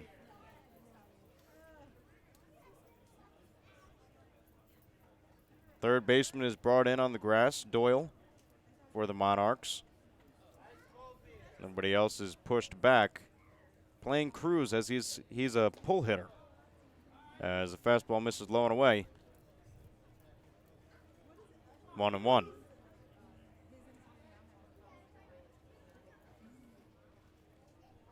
One ball, one strike, one out here in the bottom of the fourth. Daniel Cruz, line drive out into left center field. That one will get down in for a base hit. Rounding third base is Ian Avery. He will score standing. Going to second with an RBI double is Daniel Cruz. The Southern Ohio Copperheads come within one.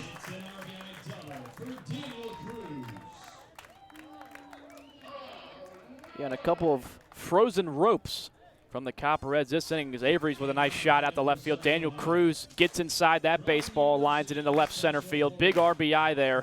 Copperheads not laying down after giving up 3 in the inning, come right back and cut the lead just to 1 now, which still just 1 out in the inning. Daniel Cruz keeps up his hot hitting season so far. For Cruz, his 9th RBI of the year. Or check that, it would be his 10th as a first pitch strike to Ty Crittenberger. He's in for a called strike.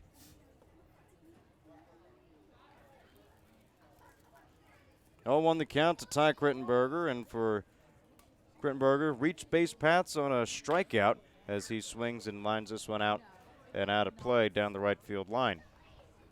No balls, 2 strikes, 1 out. Copperheads 1 hit away from tying this game up at 4. 1-run deficit for Southern Ohio as it's the Monarchs 4, the Copperheads 3. Copperheads bats, they've been on fire as of late. As the 0-2 to Ty Crittenberger is a little ground ball right back to the pitcher. Checking back the runner at second, then pitcher Sikorsky will go to first for the outs. 2 outs now here in the bottom of the fourth. Yeah, Crittenberger just got jammed on that swing, unable to get the barrel on the bat. Weak chopper back to the mound. Sikorsky didn't have to move too much, came right back to him. Now it's going to take a 2-out base hit to tie this ball game up. Well, a man who had a infield single his last time up. It was a bunt single for Jared Hurd as he picks up another hit on the season. Sikorsky's first pitch to Jared Hurd is swung on and found straight back at the net. 0-1. Little race between the two former Copperheads from the 2018 season, Scott Combs and Thomas Zazaro. So they both wanted to go get the foul ball. And Zazaro on deck should Jared Hurd extend the inning. 0-1 count, 2 outs with the runner on second base. Daniel Cruz with an RBI double as Jared Hurd will look to knock him in. Fastball hits the outside corner. No balls, 2 strikes with 2 outs here in the bottom of the fourth. Monarchs scored 3 in the top half of the inning. Copperheads at least looking to get even. Jared Hurd, the lefty batter. He's ready. The pitch outside. Ball 1. And it'll be a balk issued, so the pitch won't count. And Daniel Cruz is now a wild pitch away from coming in to score. And that's huge because he's guaranteed to score on a base hit to the outfield now. 0-2 count as the last pitch did not count. It was a balk that moved Daniel Cruz to third as Sikorsky's ready. The pitch, ground ball, high chopper over towards second base. Jared Hurd trying to get the infield single, and he does. 2 infield singles for Jared Hurd in today's ball game. Brings in Daniel Cruz and ties up the game at 4 apiece. Monarchs 4, Copperheads 4. It wasn't the hardest hit ball for Jared Hurd, but it gets the job done. And when you're batting below 200, you don't care how the base hits come. You'll take them. 2 singles, gets an RBI for that one. They call that one a Baltimore chop. Back where I'm from, a high chopper out in front of the mound, gets above the pitcher. And Hurd at a left-hander batter's box so quick you weren't ever going to get him. That ties the ball game up. Monarchs 4, Copperheads 4 as Thomas Zazaro lines this one deep out into left field, but this one slicing foul and into the bullpen. Or actually, it might have bounced over the bullpen. Bounced around the bullpen for the Southern Ohio Copperheads as it's an 0-1 count to Thomas Zazaro. In today's game, Zazaro flew out to center field and also grounded out to third. He's 0 for 2 today.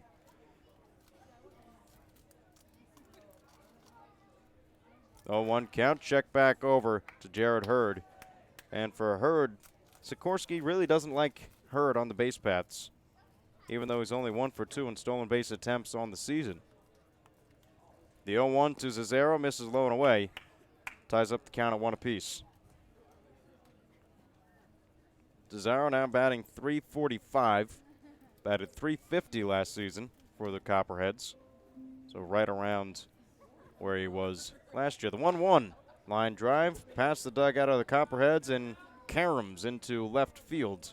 There'll be the left fielder on to try to go get the ball and throw it in. Count is at 1 ball, 2 strikes with 2 outs here in the bottom of the 4th inning. Tied up at 4. Copperheads scored 2 in the bottom of the 3rd, 2 here in the bottom of the 4th. For the Monarchs, 1 in the 3rd, 3 in the 4th. So we've got a tie ball game. Sikorsky's ready now. From the stretch, the 1-2. Swung on and missed. Strike 3. The 4th strikeout on the day for Sikorsky. But not before the Southern Ohio Copperheads put 2 across the board here in the bottom of the 4th.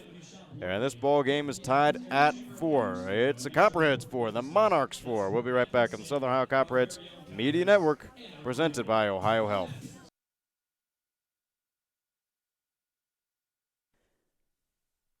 State Farm and agent Shauna Stump are proud supporters of Copperheads baseball. Visit our West Union Street office or call 593-6882 today to discuss all your insurance and financial service needs. See us celebrating 14 years of service to the Athens community. Like a good neighbor, State Farm is there. Schneider, Fuller & Stroh is one of the premier financial and insurance firms in the region. If you have questions regarding your financial, insurance, or employee benefit package, please call Mark Schneider, Jim Fuller, or Dan Stroh at 740-594-8385 or visit them online at www.schneiderfullerstroh.com. That is SNIDERFULLERSTROH.com. The Cat's Eye Saloon at 12 North Court Street features a great selection of craft beers on tap and in the bottle 365 days a year. The Cat's Eye Saloon is a proud supporter of the Southern Ohio Copperheads and all Ohio University athletics. The Cat's Eye Saloon, your home away from home, open 7 days a week. This is Jackson Mandela. I'm from Milwaukee, Wisconsin, and this is your Copperhead Media Network. We're here in the top of the 5th inning at the tie game. 4-4 between the Michigan Monarchs and the Southern Ohio Copperheads. It's a dollar hot dog guy standing in at the plate, Kyle Burnett. Should Kyle Burnett strike out here in the inning, dollar hot dogs for the rest of the inning. And there's been back-to-back dollar hot dogs the past 2 home games. So looking to keep the streak alive is Tanner Glass. Well, Glass does have a strikeout as he came in to replace Jake Hansen. As first pitch is a fastball that sails over everyone's head. Over the head of the batter Burnett, over the glove and head of Chris Gambert, and of course the home plate umpire as well. 1-0 the count. Glass's pitch is swung on and fouled right back into the right ankle for Chris Gambert. Gambert in the catching squat. Tried to backhand the ball, turned his right leg outward, exposing his right ankle, as that's where the ball found him. Yeah, one of the few spots not protected on the catcher's leg, but of course it finds a way to hit it. It's a little painful, but Gambert will shake it off, get back in there. Of course, the entire front of your leg is protected. Nothing for the backside. 1-1 count. Nobody out here in the top of the 5th. There's a curveball, just didn't have the grip for it. Sails a bit high at 2-1 now. And you've seen that on the first 2 breaking balls in this at-bat. Kind of tough time getting on top of it right now. 2-1 count and the pitch. Taken high, ball 3. Trying to keep the dollar hot dog streak alive. Count is at 3-1. Tanner Glass. As much as it would be nice to get dollar hot dogs, trying to just get it out, as this one is lined out into left center field. Ranging over is Jared Hurd back at the wall, and this one is out of here. Deep home run off the bat of Kyle Burnett, and the Michigan Monarchs take the lead as that one went over the scoreboard deep out into left center field. Monarchs 5, Copperheads 4. Yeah, it was a 3-1 pitch. Caught too much of the plate. Of course, Burnett going to be looking for his pitch 3-1, and he blasted that one right underneath the scoreboard out in left center field. Of course, very close to where Avery hit it a couple nights ago. But Burnett just put a really good swing on that pitch. Drove it out there. The Monarchs take the lead back. For Burnett, his first home run on the GLSCL season. As they retake the lead here in the top of the 5th. First pitch missed for a ball to Charlie Bourbon. Bourbon still looking for his first hit of the year as he swings and misses a fastball offering from Tanner Glass, 1-1. Bourbon today struck out swinging, was the first strikeout victim for Jake Hansen, the first and only victim. And then Bourbon also grounded out back in the 4th as he swings through the Tanner Glass pitch. 1 ball, 2 strikes with nobody out here in the top of the 5th inning. Monarchs 5, Copperheads 4. Glass is 1-2, is swung on and foul tipped right into the mid of Chris Gambert. Strike 3. And Tanner Glass picks up his second strikeout of the evening. Yeah, it looked pretty similar to this first one as a little off-speed pitch. Starts at the knees and just dives down into the ground. Gets Bourbon to chase it. Nice pitch there. Good recovery after the home run given up to record the strikeout. Brandon Regan now stands in. He'll look to drop a bunt, but he pulls it back as it goes inside. 0-1. Smile on the face of Zach Iverson, however, as both Michigan State teammates. Iverson kind of expecting the bunt.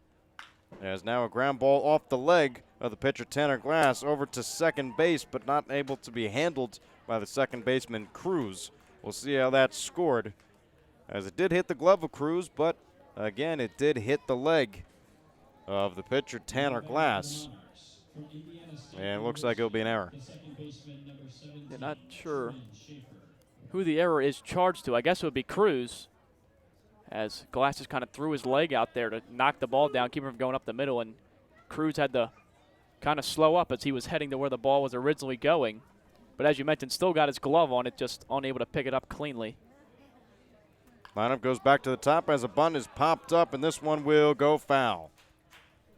Ball landed in fair territory, took a turn, made a left, went left of the third baseline, and it'll just be a strike charged to Jordan Schafer.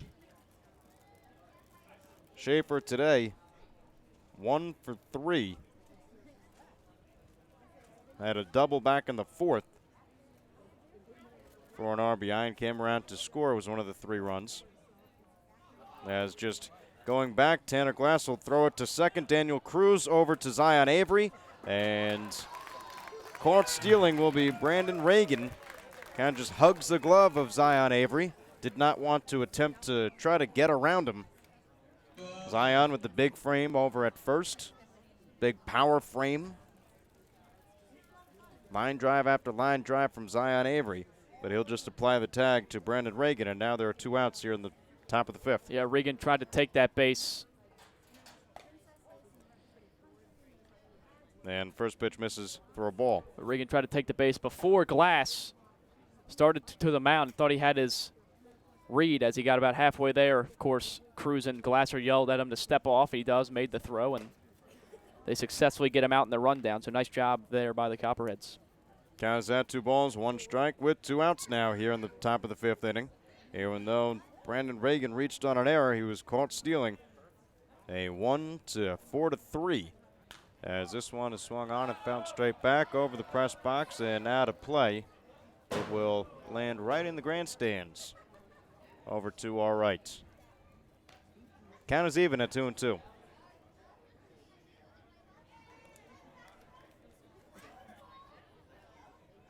A Kyle Burnett home run to lead things off here in the top of the 5th. He is the difference in the ball game. Monarchs 5, Copperheads 4. Tanner Glass looking to get out of the inning and put it to rest. The 2-2. Fastball that bounces in the turf. Good block from Chris Gambert. And now the count runs full to Jordan Schafer.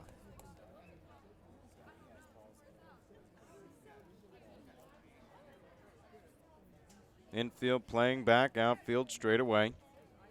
No shifts for Schafer. As a payoff pitch from Glass. Line drive right back up the middle and will fall right in front of the center fielder Ty Krittenberger for a base hit. Full count single for Jordan Schafer, and the inning continues and extends to Peter Ahn. A real strong at bat there from Schafer. Works a full count, then gets a pitch he likes. Lines it right back towards the middle of Krittenberger. Just unable to come in as that ball sank on him pretty fast. Drops just a couple steps in front of him. Now a 2-out base runner for the Monarchs. Jordan Schafer on first. As the first pitch to Peter Ahn misses for a ball, 1-0. Peter Ahn today has yet to get a hit, but has reached the base paths twice. 2 walks. 1 in the first, 1 in the fourth. Then 0 for 1 today as he flew out to left field. 1 ball, no strikes, 2 outs. As this one is popped high in the air over towards the third base side. Third baseman Zach Iverson has it, makes a one-hand grab, and the side is retired. But not before the Michigan Monarchs jump out to a 5-4 lead off of a home run from Kyle Burnett. Copperheads come to the plate in the bottom half of the 5th. You're listening to the Copperheads Media Network, presented by Ohio Health.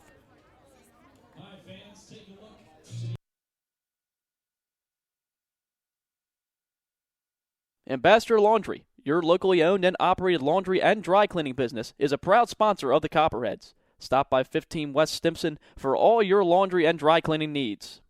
It's a grand slam when you shop locally. Look for the Athens Area Chamber of Commerce logo and be sure to support the businesses that support the Athens Sandlot, our very own Copperheads, and our community. Love Athens. Keep it local, because together we make a difference. The fun is just beginning in Athens, Ohio. Outdoor concerts and festivals, rails and trails, a 30-mile meal, and the funky vibe of uptown Athens and Court Street, Ohio's most eccentric half-mile. The best road trip starts at AthensOhio.com, the region's most comprehensive site for maps, shopping, and dining directories, and events calendar. Visit AthensOhio.com and start planning your next adventure. Classic brands Budweiser and Yingling are all proud supporters of Copperheads Baseball. Please drink responsibly and always use a designated driver. Responsibility matters. Donato's is the exclusive pizza provider of the Southern Ohio Copperheads. With toppings loaded from edge to edge, Donato's Pizza. This is Austin Dunphy, the manager with the Southern Ohio Copperheads, and you're listening to the Copperheads Media Network. Bottom 5 here at Bob Wrenn Stadium in Athens, Ohio, where the Michigan Monarchs have a 5-4 lead over the Southern Ohio Copperheads. It'll be 2, 3, and 4 all due up here in the inning. Zach Iverson, Chris Gambert, and Sebastian Fabic. Fabic has driven the ball deep out into center field, hasn't hit it over the wall yet, but is itching to so far. From the windup, Easton Sikorsky's first pitch to Zach Iverson misses low and inside for a ball, 1-0. Iverson so far today is responsible for an RBI, had an RBI single in the third, and lined out to left field as this one's a broken bat blooper down into left field and gets down for a base hit. So Zach Iverson will have to pay for a new bat or just find a new bat. But it worked, got him a hit. Well, I know he's not paying for a new bat, but pretty similar to the hit he had yesterday for a couple RBIs when he had a broken bat single up the middle. So Iverson getting a little luck on his side right now. A couple of broken bat hits, finding the holes the past couple games. And the Copperheads look to bring him around, even the ball game up in a seesaw affair so far through the first 5 innings. Well, leadoff single for the Copperheads here in the bottom of the 5th. As Sikorsky's first pitch to Chris Gambert's in for a called strike, 0-1. Chris Gambert today 0 for 2, grounded out to third and struck out swinging in the third. 0-1 count with a run at first. As Chris Gambert's the pitch swung on, found straight back to the netting, and Gambert's behind in the count, 0-2.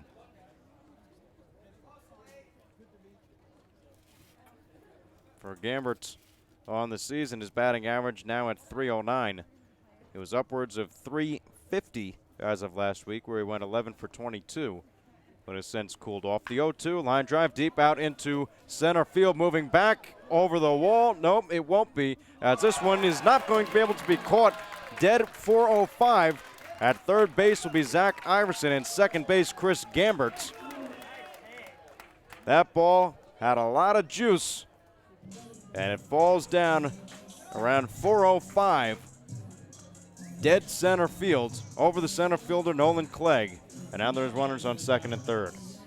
Yeah, he drove that ball a long way. If he pulled it, definitely would have got out of here, but he hit it to the deepest part of the yard, but Clegg had to make a long run to go get it, and he just couldn't come up with it. Gets all the way to the wall.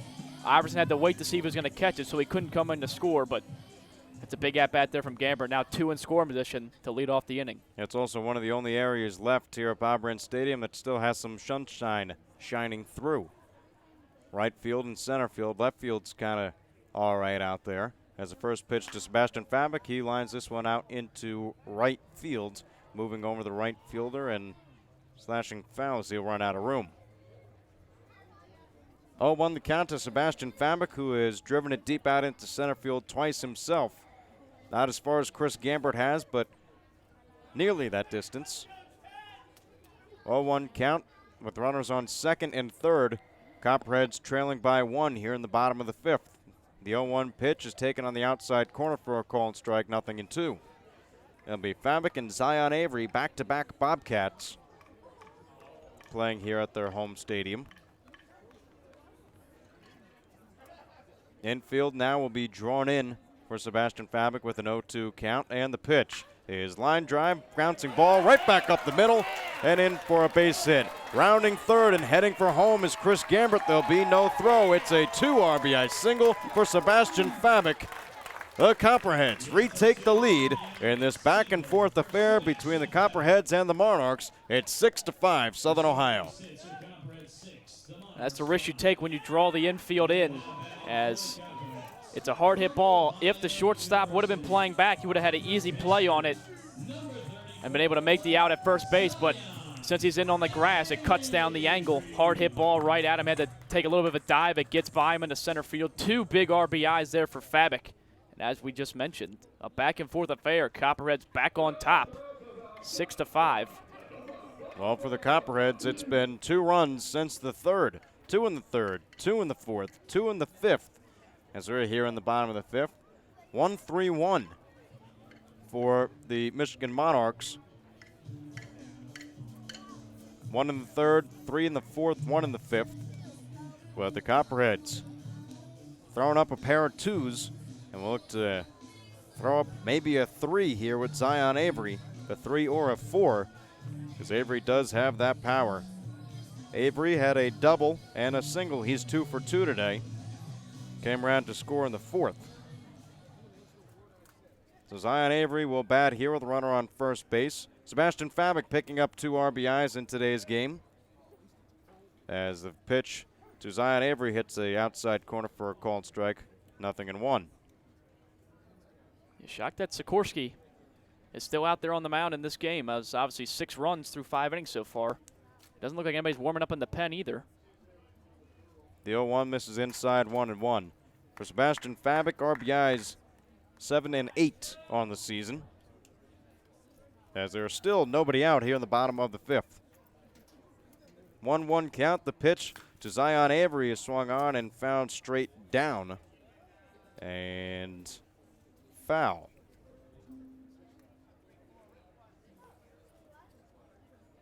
Didn't have a foul call, as it could have been either way. But 1-2, the count is at. Sikorsky shaking off his catcher, Bastion. Now has a pitch he wants, as the 1-2 is on the way. Taken outside, evens up the count at 2-2.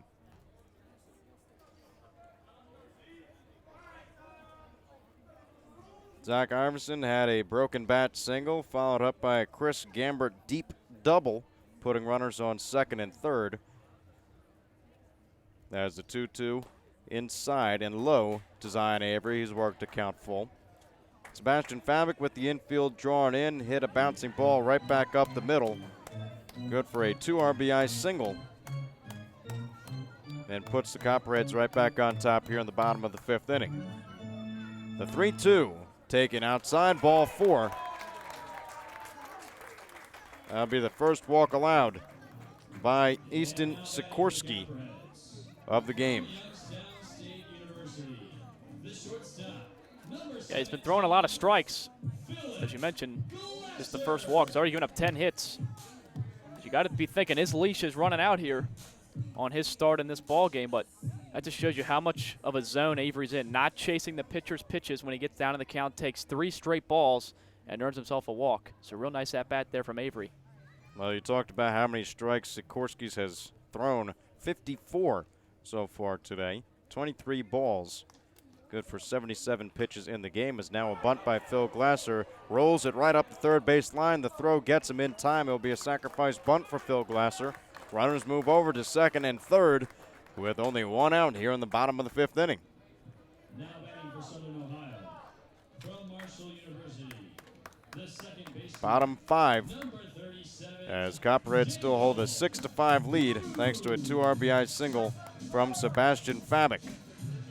Standing on third base is Fabic. Zion Avery's at second, and at the plate is Daniel Cruz. Cruz does have an RBI double as he lines this one over the glove of the shortstop, Regan, and into shallow left field. Zion Avery missed the stop sign, and the ball goes over the head of the catcher. 2 runs will score, and Daniel Cruz takes a hard turn at second. He's going to try for third. The ball is not in time as Daniel Cruz picks up an RBI double, extends the Southern Ohio Copperheads lead now to 8-5 here in the bottom of the 5th inning. Well, again, the infield drawn in, so don't have to hit it very hard to get it over top, and Cruz just kind of loops that one right past the jumping shortstop.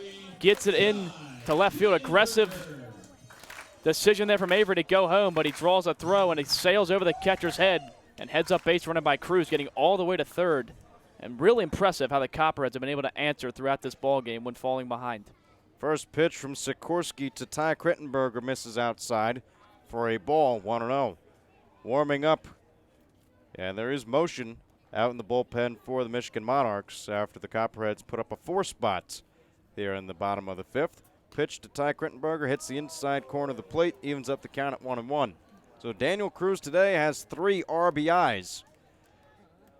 Has helped the Copperheads lean this game back in their favor. As 1-1 on the way is popped up, shallow right field, merging into foul territory and not being able to make the basket catch was the first baseman Smith down the right field line and over near where the only part of dirt on this field is. Turf infield surrounded by a grass outfield with the warning track being dirt here at Bob Wren Stadium. First year the Copperheads get to play on the turf as it was in the spring. The first time the Bobcats were able to also play on the turf. Renovations over the past winter. As a 1-2 count, the pitch to Ty Krittenberger is swung and fouled back off the padding of the catcher, Bastian.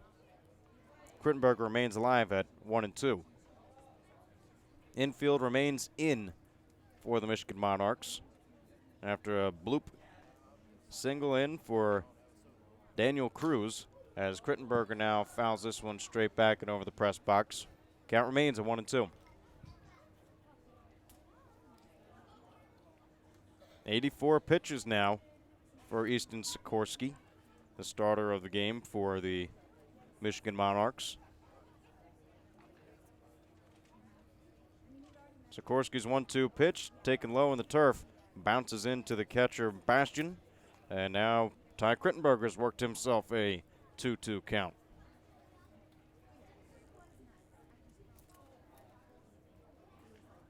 Zach Iverson led things off. Had a single, came around to score. Fabic and Zion Avery came in to score as well as Chris Cameron. As this one's line drive deep out into left field. Ty Krittenberger sending this one back, and it one-hops the fence. Daniel Cruz will just take a skip hop all the way into home. It's an RBI double for Ty Krittenberger. The Copperheads continue to pour it on here in the bottom of the 5th inning against Easton Sikorsky. It's now the Copperheads 9, the Michigan Monarchs 5. Yeah, we mentioned early in the broadcast how hard this guy works before and after games, always on the tee, always taking extra swings, always doing what he has to do to get better. And, you know, despite the average not being there right now, he's second on the roster in hard contact made so far on the season. And he showed it in that at-bat, rips that one deep out in left center field, one hopping the wall, the furthest hit ball we've seen him hit this year. And it looks like that's finally going to chase Sikorsky after an extended outing here, giving up 9 runs. Oh, Sikorsky had to wear this one. 2 runs in the third, 2 runs in the fourth, and now 5 runs here in the bottom of the 5th inning as the Copperheads now have the largest lead of the day. Copperheads 9, Michigan Monarchs 5. We'll be back after the pitching change right here on the Southern Ohio Copperheads Media Network, presented by Ohio Health. Don't forget to stop by Kona Ice behind the press box on the third base side, locally owned and operated by Rich Hayes of Athens. They offer tropical shaved ice in an assortment of flavors, and be sure to ask about their fundraising opportunities. Rocky Brand is so much more than you think. Rocky Brand is a global leader in the footwear and apparel market with over 1,500 distributors of Rocky, Georgia Boot, and Durango brands nationwide. Rocky Brand designs, develops, and markets hard-working boots, outdoor footwear, and apparel designed for every pursuit and fashionable women, footwear that invites you to live a little on the edge. And they do it all right here in Southeast Ohio. To see the whole Rocky Brand story, go to rockybrands.com. State Farm and Agent Shauna Stump are proud supporters of Copperhead Baseball. Visit our West Union Street office or call 593-6882 today to discuss all your insurance and financial services needs. She's celebrating 14 years of service in the Athens community. Like a good neighbor, State Farm is there. Snyder, Fuller & Stroh is one of the premier financial and insurance firms in the region. If you have questions regarding your financial, insurance, or employee benefit package, please call Mark Snyder, Jim Fuller, or Dan Stroh at 740-594-8385 or visit them online at www.snyderfullerstroh.com. That is SNIDERFULLERSTROH.com. The Cat's Eye Saloon at 12 North Court Street features a great selection of craft beers on tap and in the bottle 365 days a year. The Cat's Eye Saloon is a proud supporter of the Southern Ohio Copperheads and all Ohio University athletics. Ty Krinberger from Pompano, Florida. You're listening to Ched's Media. Back here in the bottom of the 5th inning where the Southern Ohio Copperheads have put up a 5 spot and have retaken the lead and extended their lead to 9-5. New man on the mound for the Michigan Monarchs, taking over for Easton Sikorsky, is Sam Benshooter. Benshooter has a 3.07 ERA in 4 games, started 2 of them, but has now become a relief pitcher here today as he'll work from the stretch with a runner on second base and Ty Krintenberger. First pitch to Jared Hurd, bounces in the turf, 1-0. Corners are in on Jared Hurd, probably for good measure, as his 2 hits on the day have been a bunt single and a swinging infield single. Now there's a 1-0, taken on the outside corner, evens up the count of 1 apiece. Sam Benshooter from Tecumseh, Michigan, and Michigan State University. 6'2", 200 pounds. Last outing came against the Scouts, the Xenia Scouts, as a 1-1 count. On the move is Ty Krintenberger, and he will steal third base. A early slide, as that was kind of a belly flop going into third. But nonetheless, Ty Krintenberger steals his base. And now there's a runner on third with only 1 out here in the bottom of the 5th. As this pitch is swung on, a slow roller over towards third base. The throw is on time. The first time that the ball's been in the infield, and Jared Hurd has been thrown out, but it'll go down as an RBI single for Jared Hurd in the game. Jared Hurd's 2nd RBI of the day. Yeah, and it looked like for a second he might have his 3rd straight infield single, but a nice play by the third baseman charging in, making a good strong throw to finally retire Hurd on a ball hit in the infield. But as you mentioned, just keep on tacking on the insurance runs. Well, now Thomas Zazero will try to get his first hit today as Jared Hurd and Zazero chat a little bit before Zazero comes to the plate. Zazero 0 for 3 today, as Zazero flew out to center field, grounded out to third, and then struck out swinging his last time up. Takes a first pitch from Sam Benschoter for a called strike. 0-1. Base paths are clear here in the bottom of the fifth as Zazero swings and misses, brings a count to 0-2. Copperheads put up a 6 spot, and for the second day in a row, as Thomas Zazero lifts this one out into right field. Burnett eyes it up, makes one hand grab, and the side is retired. But for the Copperheads, just to finish this thought, Copperheads in yesterday's game and against the Clippers twice put up double-digit runs. 13 against the Clippers, 10 against them in yesterday's game in back-to-back wins. Copperheads going for their 4th straight win and the longest winning streak of the season. It's the Copperheads 10, the Michigan Monarchs 5. We'll be right back on the Southern Ohio Copperheads Media Network, presented by Ohio Health. Ambassador Laundry, your locally owned and operated laundry and dry cleaning business, is a proud sponsor of the Copperheads. Stop by 15 West Stimson for all your laundry and dry cleaning needs. It's a grand slam when you shop locally. Look for the Athens Area of Commerce logo and be sure to support the business that support the Athens Sandlot, our very own Copperheads, and our community. Love Athens. Keep it local, because together we make a difference. The fun is just beginning in Athens, Ohio. Outdoor concerts and festivals, rails and trails, a 30-mile meal, and the funky vibe of Uptown Athens and Court Street, Ohio's most eccentric half-mile. The best road trip starts at AthensOhio.com, the region's most comprehensive site for maps, shopping and dining directories, and events calendar. Visit AthensOhio.com and start planning your next adventure. Classic brands Budweiser and Yuengling are proud supporters of Copperheads baseball. Please drink responsibly and always use a designated driver. Responsibility matters. Donato's is the exclusive pizza provider of the Southern Ohio Copperheads. With toppings loaded from edge to edge, Donato's Pizza will be sure to satisfy your hunger. This is Jackson Mandela. I'm from Milwaukee, Wisconsin, and this is your Copperhead Media Network.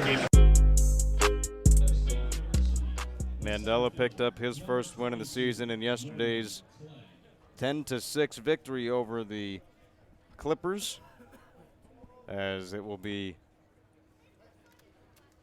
Nolan Clegg, Mitchell Smith, and Gavin Doyle all due up here in the top of the 6th inning. Copperheads 10, Michigan Monarchs 5. As the first pitch from Tanner Glass, it was going to be a bunt attempt, but pulled back by Nolan Clegg. He'll take it for a ball. Nolan Clegg today, well, he's 3 for 3.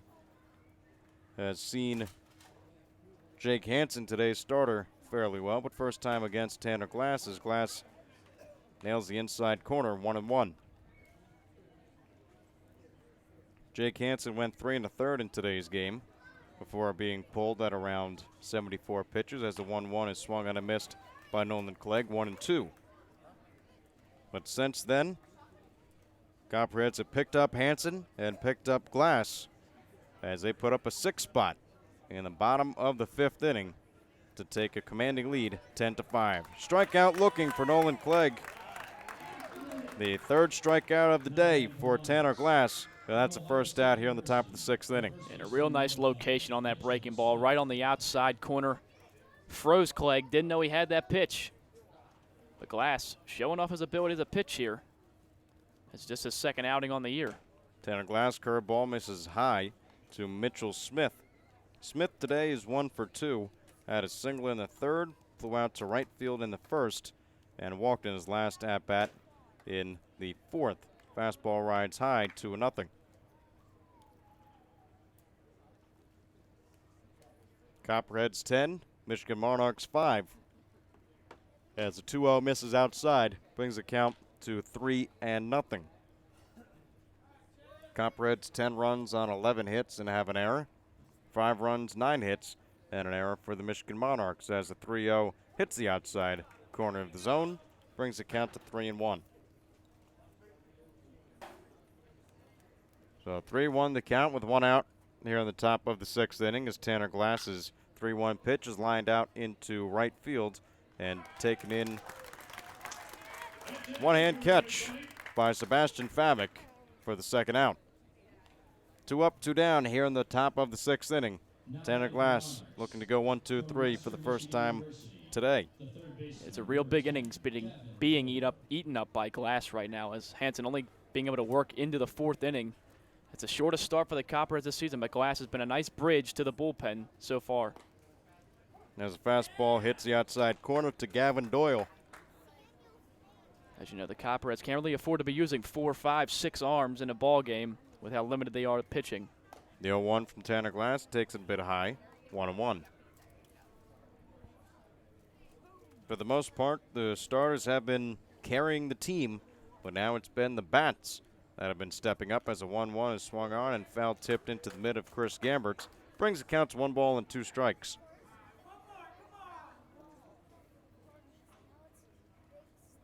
Tanner Glass from the windup. Then he's ready. The 1-2. Tapper over towards third, taken in foul ground and by the third base coach for the Monarchs. Count remains at 1-2.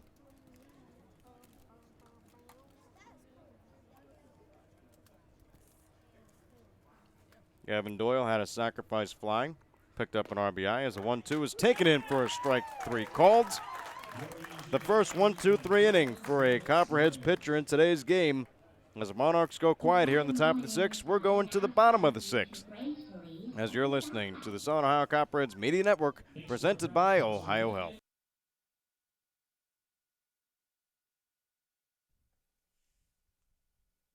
Don't forget to stop by Kona Ice behind the press box on the third base side. Locally owned and operated by Rich Hayes of Athens. They offer tropical shaved ice in an assortment of flavors. And be sure to ask about their fundraising opportunities. Rocky Brands is much more than you think. Rocky Brands is a global leader in the footwear and apparel market with over 1,500 distributors of Rocky, Georgia Boot, and Durango brands nationwide.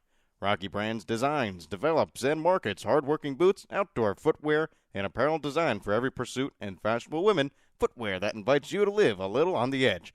And they do it all right here in Southeast Ohio.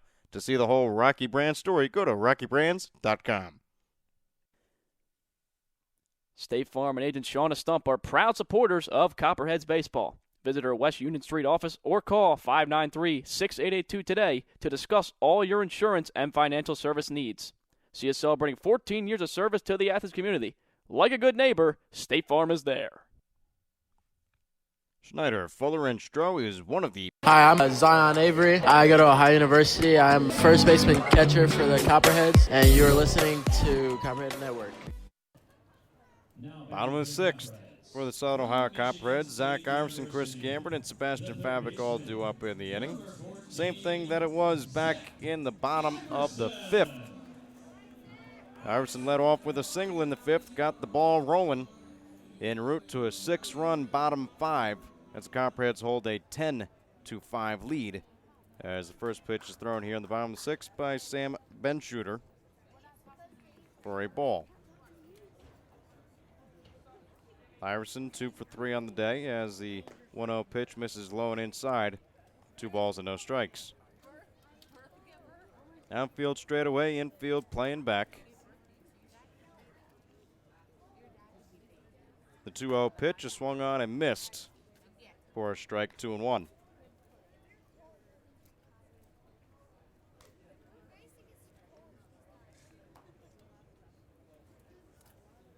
Two and 1 the count. Benshooter's pitch hits the outside corner, brings the count even at 2-2. Just a note, at the beginning of the week, Coach Dunphy emphasized on the Copperheads cutting down on the strikeouts as they were averaging 1 an inning coming into the week. So far, just 2 strikeouts for the Copperheads in this game. Line drive taken on a hop by the second baseman Schafer. The throw off line, Zach Iverson will be awarded second base as the ball finds its way into the back of the dugout for the Michigan Monarchs. And now, even though it's an error, Zach Iverson reaches the base paths yet again. He'll be on second with Chris Gambert at the plate. But just to finish that point, the Copperheads in this kind of offensive outburst they've had this past few games, done a real good job of focusing on putting the ball in play rather than striking out so many times and really stringing base hits together when they need to. It's been a real key spark to this kind of explosion they've had throughout the week offensively. Well, they've really responded well to first-year head coach Austin Dunphy as Chris Gambert checks a swing, and he will go around. So says the field umpire, Pat J. Atkins. 0-1 count to Chris Gambert. Gambert, with his strength, poked one right over the center fielder, Clegg, as he now has a dribbler up the first base line, taken by the pitcher, and underhand toss to first in time for the first out. Moving from second to third is Zach Iverson. Now batting for the Copperheads, from Ohio University, the right fielder. So Zach Iverson's on third, and Sebastian Fabik at the plate. Fabik had a ground ball right back up the middle to pick up 2 RBIs in his last at-bat in the bottom of the 5th. 1 for 3 on the day. He'll try to knock in his 3rd RBI. Try to match Daniel Cruz, who has 3 RBIs today. First pitch to Fabik is swung on and missed for a strike, 0-1. Every team in the GLSCL had a doubleheader besides the Copperheads yesterday. As Copperheads got in their game 2 days ago against the Muskegon Clippers. Fastball goes outside, evens up the count at 1-1.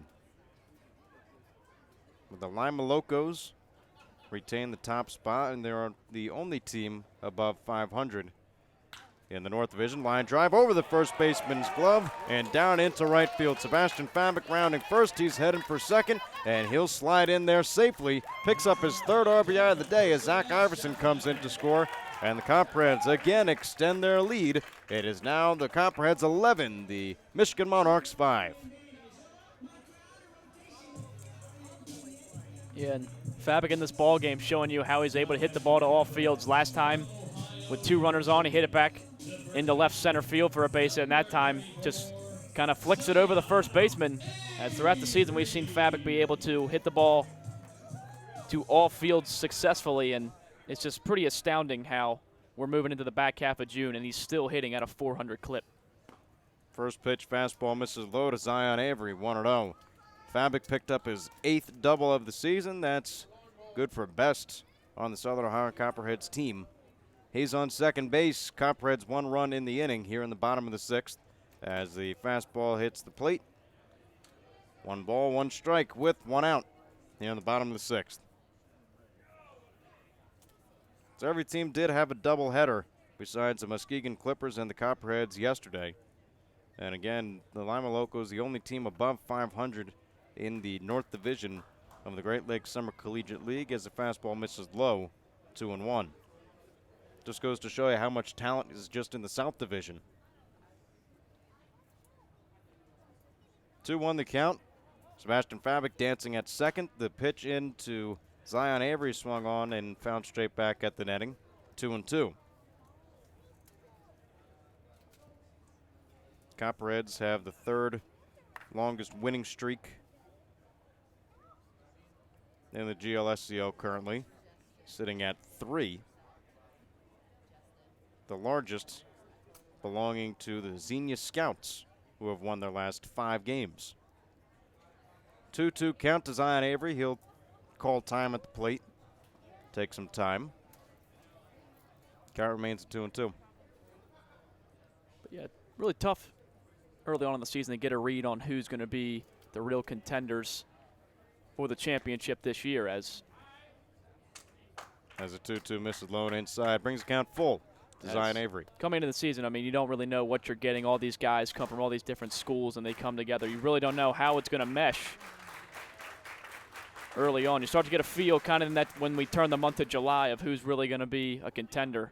Full count pitch is fouled off. Count remains at 3-2.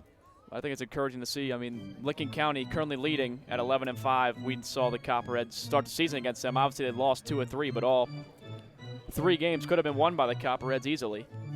Yeah, Copperheads things really haven't started to click since really this past week, as they look to go 500 today, as the payoff pitch is another swung on and found straight back. Count remains 3-2. Copperheads had a couple wins sprinkled in earlier on in the season against the Settlers, the Richmond Jazz, the Cincinnati Steam, where they took their first series. And then after winning their first series, they got swept for the first time this season against the Hamilton Joes. As the 3-2 is another foul ball from the bat of Zion Avery and down the third base line, corralled by the third base coach, Austin Dunphy. Throw it right back in. Right, they got as low as 4 and 8. But they really responded well this week. Coach Dunphy said this is our week, to get back to where we want to go, get back to 500, maybe even above 500. They can pull out these last 2 games of this series, but real nice response by the team this week. The payoff pitch is swung on and missed. Strike 3 to Zion Avery as he goes down on strikes, and for the first time today. From Youngstown State University, the shortstop, number 17. Phil Glasser stands in from the left side. Glasser today is 0 for 2 with the sacrifice bunt. But yeah, just the barrage of hitting that has come throughout this week. I mean, they scored 7 runs against Grand Lake to open it up, and you figure. First pitch swing is Phil Glasser, fouls it back to the screen, 0-1. You figure, I mean, you score 7 runs every game in a week, you're sitting pretty. But after that, they scored 13, then they scored 10. Now they have 11 here tonight. So the offense just really firing on all cylinders right now. And it's very fun to watch up here in the press box. Oh, on the count, 2 outs here in the bottom of the 6th inning. Copperheads 11, Michigan Monarchs 5. Bastian Fabic, the man at second base, as the ball goes over the middle of the catcher, Bastian. So Fabic will take third on the wild pitch, and count is even up at 1-1.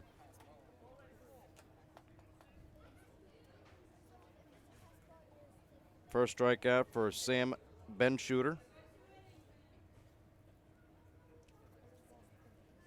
He came in to replace Easton Sikorsky, who went 4 1/3, allowed 11 hits, 9 runs, 8 of them earned, as a 1-1 taken in for a called strike, 1-2. Allowed 1 walk and struck out 4 of the Copperheads batters to finish the book on Sikorsky.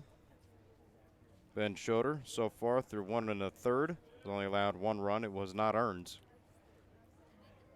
That's 1-2, the count at the plate for Phil Glasser. And the pitch taken outside for a ball, 2-1, or 2-2. Sebastian Fabic, he's at third. Knocked in Zach Iverson, who reached the base paths via an error. The 2-2 pitch swung on and missed, strike 3, and the inning's over. As the Copperheads did get 1 here in the bottom of the 6th. It's the Copperheads 11, the Michigan Monarchs 5. Throw it over to Joe Medor to finish this game out in regulation. We'll be right back on the Copperheads Media Network, presented by Ohio Health.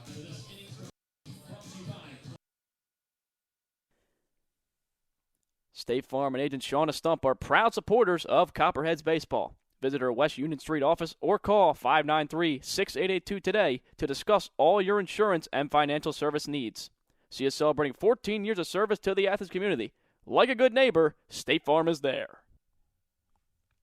Schneider, Fuller & Stroh is one of the premier financial and insurance firms in the region. If you have questions regarding your financial, insurance, or employee benefit package, please call Mark Schneider, Jim Fuller, or Dan Stroh at 740-594-8385 or visit them online at www.schneiderfullerstroh.com.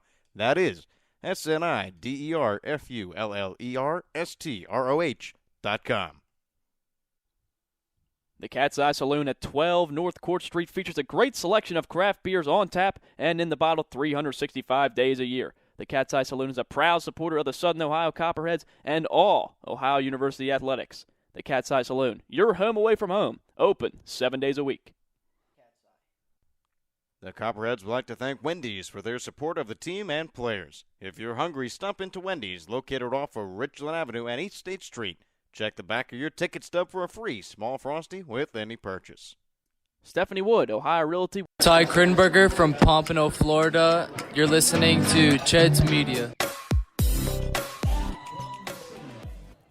Top of the 7th, Southern Ohio Copperheads hold a 6-run lead over the Michigan Monarchs, 11-5, as the Copperheads have scored runs in every inning since the 3rd, scoring 2 in the 3rd, 2 in the 4th, 6 in the 5th, and adding 1 more a half inning ago in the 6th inning, as they are coasting right now, holding 11-5 lead. First pitch of the inning, grounded towards Zach Iverson at third. He fields it on the hop, throw on to first, and it's 1 pitch and 1 out for Tanner Glass. Retires Will Bastion.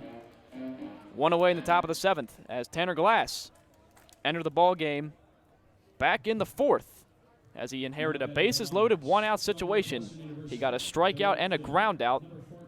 He allowed 1 run in the 5th on a home run, but since then has retired 5 consecutive.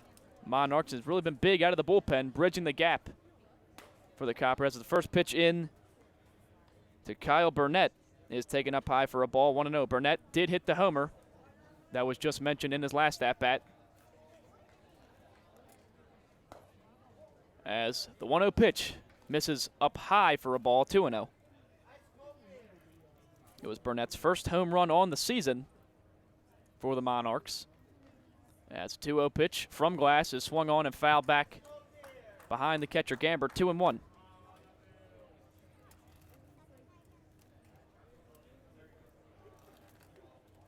As Glass is just his 2nd appearance on the year, right now in line for the win if the result stays the same. 2-1 pitch. Loses grip on the breaking ball and it misses up high. 3-1 now into Kyle Burnett.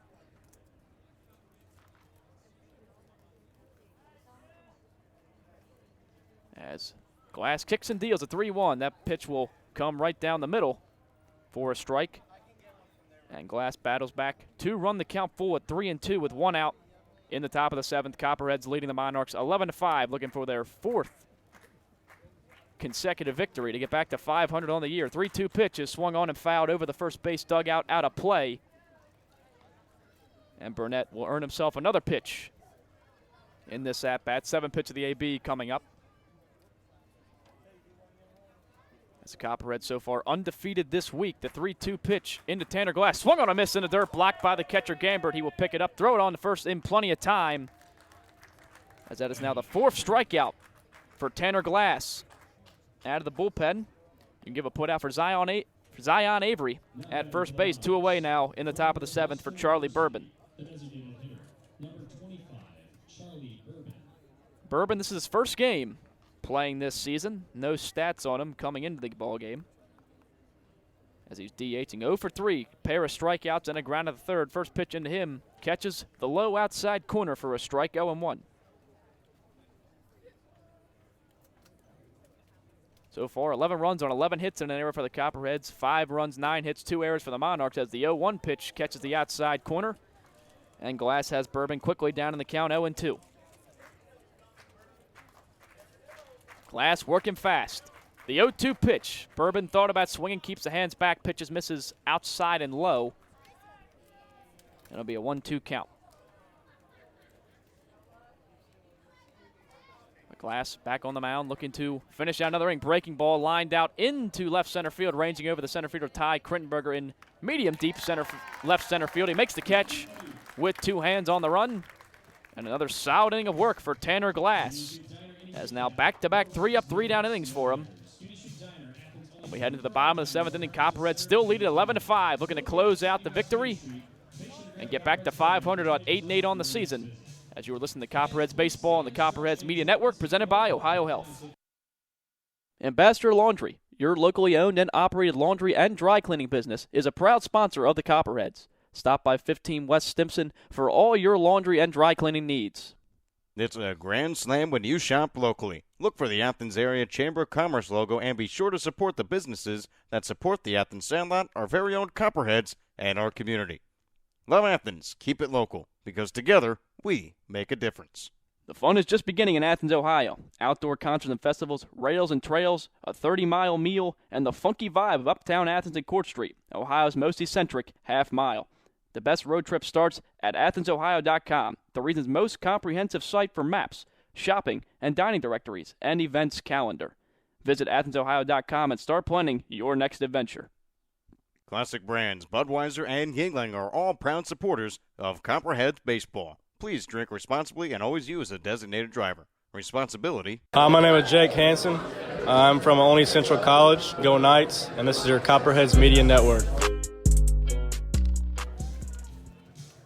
Bottom of the 7th, pitching change for the Monarchs as number 9, Jack Phillips, will take the mound. Third pitcher for the Monarchs in this one, as Phillips out of Northern Illinois University, making his 7th appearance on the year. No record for him, has a 6.17 ERA in just 5 2/3 innings, 2 strikeouts, 4 walks, 10 hits given up, as his last outing was back on June 18th, where he pitched a third of an inning in a 5-4 loss to the Xena Scouts. He gave up a hit, faced 2 batters, as he will look to hold the deficit at 6 for the Monarchs, as the Copperheads have scored a run in every inning since the 3rd, as scoring 2 in the 3rd and the 4th. A big 6-run 5th inning and adding another run in the 6th. The big difference I've seen so far between the early season Copperheads and this season right now is that they've been able to not just have that one big inning, but they've been able to score runs in multiple innings, giving them a chance. Daniel Cruz digs in. First pitch into him is a strike, 0-1. Cruz has had a big day at the plate, 2 for 3 with a double and a single, 3 RBIs. So he's down in the count, 0-1. As the 0-1 taken outside and high to Cruz, 1-1.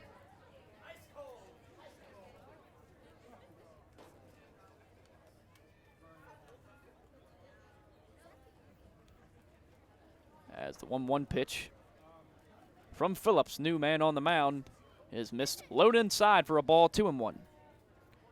But as you mentioned, Connor, it was a lot of big innings for the Copperheads where they scored 3 or 4 early on in the season but unable to add on. They've really been real good at adding on runs to their lead lately. As a 2-1 pitch into Daniel Cruz is fouled back into the screen, 2-2, and that comes back to that game that they were leading. Was it 8-2 against the Cincinnati Steam? Didn't add on any runs and ended up, you know, the Steam slowly chipped away and ended up having a 7-run 9th inning to knock off the Copperheads. Everything slowly started to fall apart in that game. That was a while ago. You know, this is a new Copperheads. Even though it's the same players out there, it's a new momentum, new kind of mindset for these guys. 2-2 into Daniel Cruz, misses low and inside. Or run the count full, 3-2. As you mentioned, Connor, kind of a new feel, as in the last 4 ball games, 40-plus runs scored by the Copperheads. As full count pitch into Daniel Cruz is swung on and popped foul over top the press box,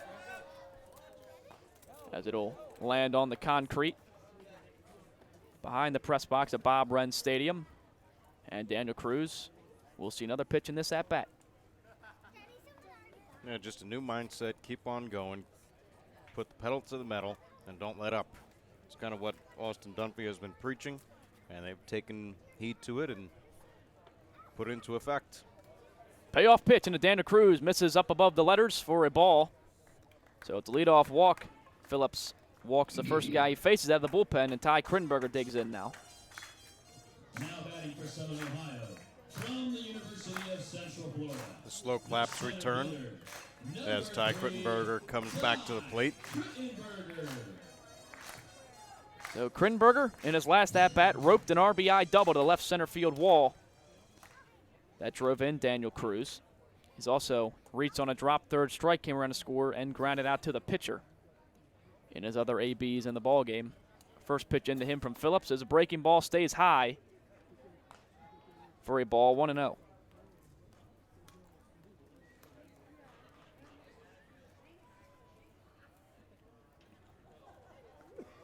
As Krittenberger now has a base hit in his last 5 ball games played. After a slow start, starting to come around with the bat. That pitch misses inside. Krittenberger turns his back to it. And it'll be up on the count now, 2-0.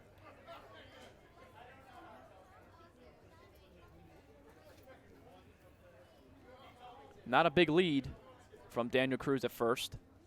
Couple steps off the bag. Here comes a 2-0 pitch from Phillips. Swung on and fouled down the first base foul line, up on the mound of grass over there. That'll be a 2-1 count to Krittenberger. Krittenberger started his baseball career at UCF, but is transferring to Polk State College to play this next season in the spring, as he's from Lighthouse Point, Florida.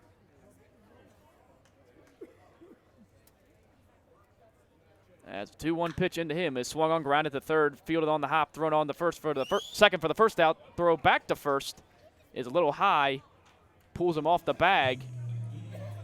As a good takeout slide by Daniel Cruz at second disrupts the throw back to first, and only one away in the inning. Yeah, Cruz, a hard-nosed baseball player, hard slide into second, nothing dirty about it, just good old-fashioned baseball, and gets the throw to be diverted high. Instead of a double play, will just be a fielder's choice. As it looks like the Monarchs coach is going to ask about that slide from Cruz at second base, as field umpire Pat J. Atkins has no issue with it, ruled a clean slide.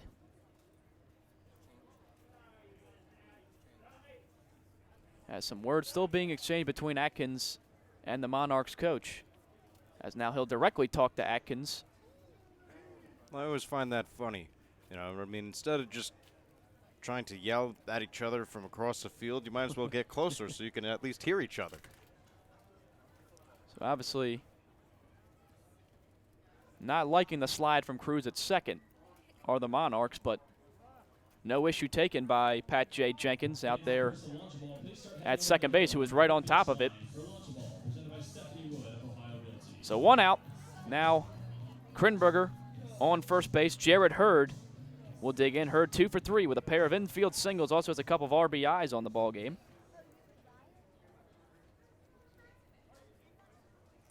As a left-handed hitter hitting Hurd digs in. As first pitch into him from Phillips. Misses below the knees, blocked by the catcher. Bastion behind the plate.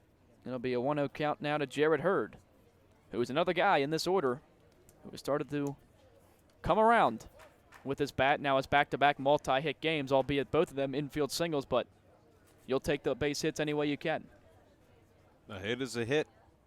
1-0 pitch. Krinberger takes off. Pitch fouled back over the press box by Hurd. They'll even up the count at 1.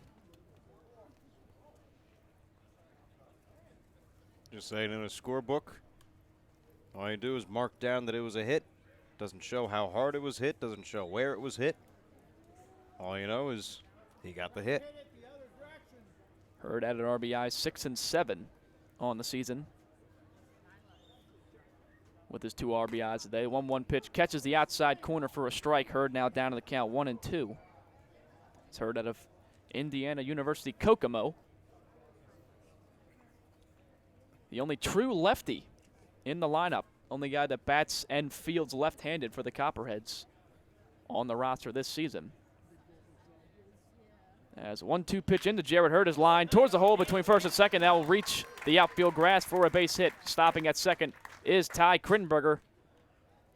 And with his first 3-hit ball game on the year is Jared Hurd. He's now 3 for 4 with 3 singles. Runners on first and second with 1 out in the bottom of the 7th.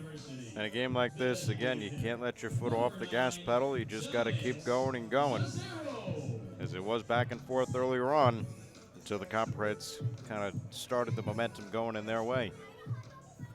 Cesaro digs in, one of 2 Copperheads without a base hit in this ball game, as they now have 12 hits, 11 runs. They lead it 11-5. First pitch into Cesaro, called strike on the inside corner, 0-1. Cesaro 0 for 4, flown out to center field, grounded out to third, struck out, and flew out to right field. He's looking to pick up a knock here, 0 for 4 as he grounds that one towards third. Only play will be to first base, throw on to first will be to retire Cesaro. Both runners move up to second and third, but now 2 away in the inning, and Zach Iverson will come back up. And Cesaro unable to pick up a knock. So he'll trot back to the dugout. But Iverson has a pair of base hits in this game. 2 for 4, had an RBI single back in the 3rd inning. He also flew out to left field and reached on an error, coming to score twice in this one. He's looking to add a couple more RBIs if we can get a base hit to the outfield. As a lot of speed on the base pass between Hurd and Krittenberger right now. First pitch in the Iverson will catch the outside corner for a strike, 0-1. Fans, all burgers and hot dogs are just $1 right now at the concession stand. Just $1. As Zach Iverson out of Michigan State. 0-1 pitch into him, hits the same spot as the last pitch. And he's quickly down in the count, 0-2. Well, that was kind of the same spot where he broke his bat. Just got a bloop single earlier in the game. So Phillips comes set, looking to keep the Copperheads at bay in this inning as Iverson protecting on the 0-2 pitch, fouls it back into the screen. You'll see another pitch at 0-2.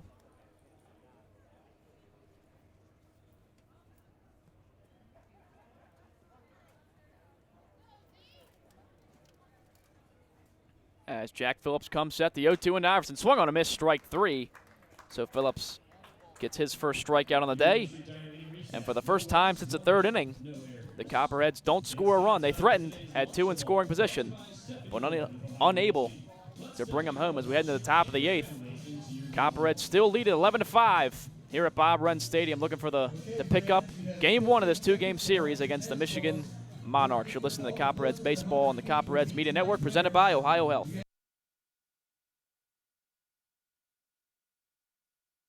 Southern Ohio Copperheads would like to show our support for Echoing Hills. Echoing Hills provides individuals a place to call home and a comfortable and safe environment where they can achieve their dreams surrounded by supportive friends and staff. For more information, contact them at 740-594-3541. Fall Green Mortine, one of the nation's leading integrated marketing and communication firms, prides itself on hiring the best and brightest graduates from across the country each year. In fact, the company is home to many Ohio University alumni. For more details on internships and employment opportunities, visit www.fallgreenmortine.com. You'll be living the life if you stay at the Holiday Inn Express with a free complimentary breakfast, high-definition televisions in all the rooms, and free Wi-Fi, in addition to being the only non-smoking hotel in Athens. Live the life, Holiday Inn Express. Fans, Jackie O's Pub and Brewery is the official pregame and postgame hangout for the Copperheads. Be sure to meet us there before and after every game. From your pint to your plate, Jackie O's proudly presents over 40 beers on draft, produced right here in Athens. Newly remodeled public house and kitchen menu, uptown in-house bakery. I'm Zach Iverson. I'm from Michigan State University. You're listening to the Copperheads Media Network. Tanner Glass staying on the mound as he's now come and pitched 3 2/3 in relief, only allowing 1 run on a solo shot off the bat of Kyle Burnett back in the 5th inning. But has had a real solid outing, as right now in line for the victory. As he faces Brendan Regan. As he swings at the first pitch, tried to check, but called a swing by Dorsey Hager behind home plate, 0-1.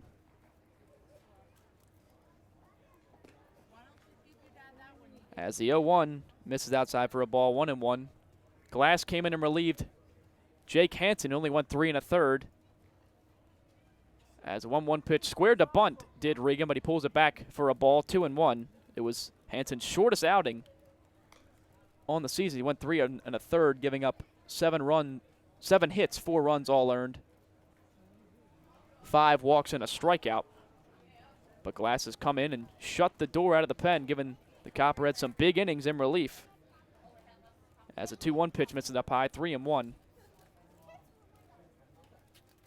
I think the most important thing that Glass has come in and has done, but I mean, really, he just gave it up. I was about to say he hasn't walked anybody yet, but that was his first walk allowed of the game. So Connor Mills jinxes Tanner Glass. I didn't say it. He cut me off before I was about to say it. So Regan reaches first on the leadoff walk. And now Glass will have to work from the stretch after retiring the last 7 batters he faced before allowing that walk. And the lineup turns over to Jordan Schafer. First pitch into him is swung on, grounded towards Zion Avery at first. He will go for the lead runner at second, throw back to first, not in time. but are able to retire Regan at second base on the 3-6 put out. And it's a fielder's choice for Schafer, one away now in the top of the 8th. The left fielder, number 11, Peter On. So Peter On is 0 for 2. He's reached base twice with a couple of walks, but it's flown out to left field and popped up in foul ground to the third baseman Iverson. So hitless in this ball game. As first pitch into him, rides high for a ball, 1-0. As we've alluded to earlier in the broadcast, real big for Glass to eat up these innings, as not a deep bullpen for the Copperheads. As a 1-0 pitch is swung on, grounded in between the hole between first and second. Will get into right field for a base hit. Stopping at second base is Jordan Schafer. But a couple of base runners on now, and only one away. As the Monarchs look to put a dent into this lead as they trail 11-5. Well, Glass has come in, thrown 38 strikes, 65 pitches total in 4 innings pitched. So he's come in and has gone a little bit longer and maintained his pitch count. Some nice long relief from Tanner Glass. As there are some arms warming up in the Copperheads bullpen. First pitch into Nolan Clegg, catches the inside corner for a strike, 0-1. Clegg 3 for 4 on the day. He had 2 singles and an RBI double off the starter, Jake Hansen. But in his one at-bat against Glass, he struck out looking for a 3 for 4 day at the plate. As the 0-1 pitch delivered from Glass, line towards Phil Glass for second. Fields on the hop to second for 1. Back to first, not in time. But the runner at second is retired as Glass fields that ball. Took a big hop on him to the belt, but gets it over to Cruz in time. The return throw not in time. Runners on the corners now with 2 away. Just a nice play started by Phil Glasser at short. The turn by Cruz was quick, but not fast enough to get Clegg at first. So now Mitchell Smith, the first baseman, digs in, trying to keep this inning alive for the Monarchs, as a base hit would drive in a run here and cut into this 6-run Copperheads deficit. As first pitch misses low, gets away from the catcher Gambert. Runners stay in place, 1-0. Now batting for the Monarchs, from Central Michigan University, number 24, Joe Zontini. It's a pinch hitter at the plate, not Mitchell Smith. As going into the bench, it's number 24, Joe Zontini. As the second pitch he sees, misses low for a ball, 2-0. Zontini coming in to replace Mitchell Smith, as he is 3 for 30 on the year with a couple of RBIs, has a 100 average. The last appearance was yesterday, where he went 0 for 3 with a strikeout. But Glass starting to lose his own here a little bit. Throws 3 straight balls to the pinch hitter Zontini. As there's 2 away in the top of the 8th. Runners on first and third. Copperheads lead it 11-5 over the Monarchs. Here comes a 3-0 pitch from Glass. It's taken right down Main Street for a strike. Taking all the way was Zontini. That'll be a 3-1 count.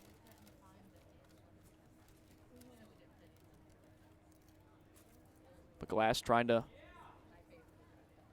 hold the lead at 6 and get through this inning, as a slow chopper down the third baseline. Zach Iverson will just let it go foul, as he likely wouldn't have been able to throw out Zontini at first base, and the count will run full at 3-2. Just a good play from Iverson.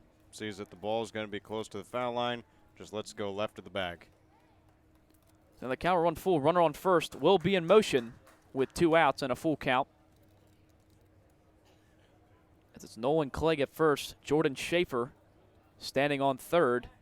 Tanner Glass comes set. The 3-2 pitch, runner goes, lined out into fairly deep right field. Sebastian Fabic has it lined up, though. He will make the one-handed catch. And the side is retired in the 8th. Tanner Glass now through 4 2/3 innings, only allowing 1 run out of the bullpen, as he's in line for the win if the Copperheads can just get 3 more outs. But first, they got a bat in the bottom of the 8th, holding an 11-5 lead. You're listening to Copperheads Baseball on the Copperheads Media Network, presented by Ohio Health.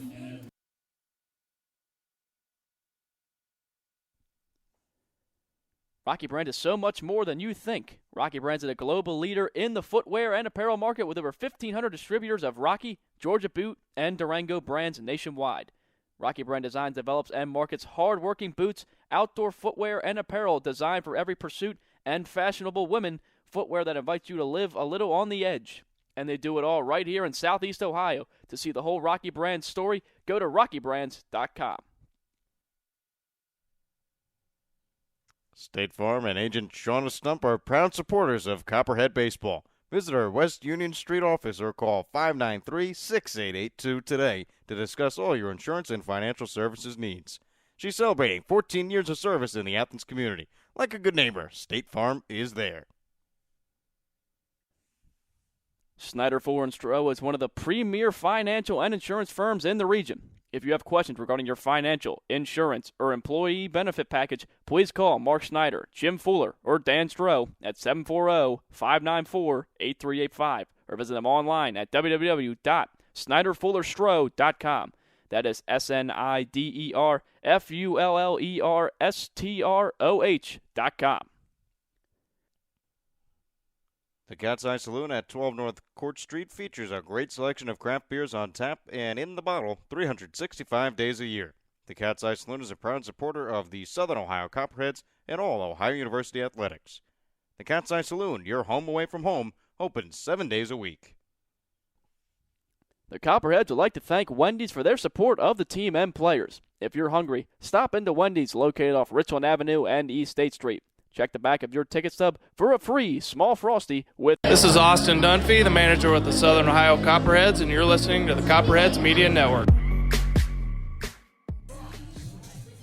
So new man on the mound, Gavin Doyle, who is playing third base, now moves to the mound. At first base is Zontini, who just pinch hit for Mitchell Smith.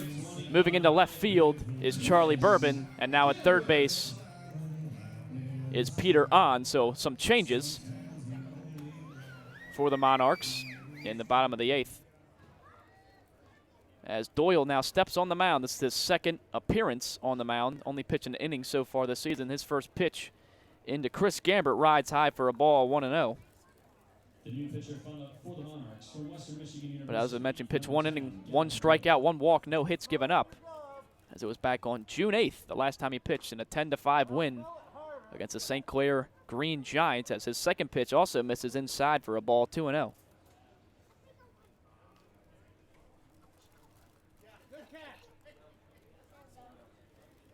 So Gambert on the day, 1 for 4, had a double, came around to score back in the 5th inning.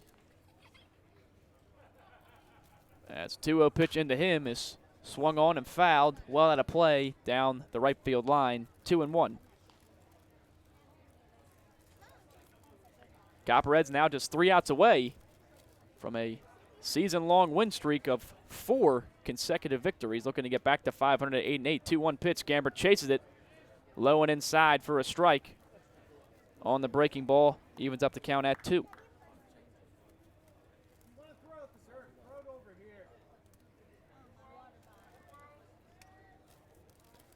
As Doyle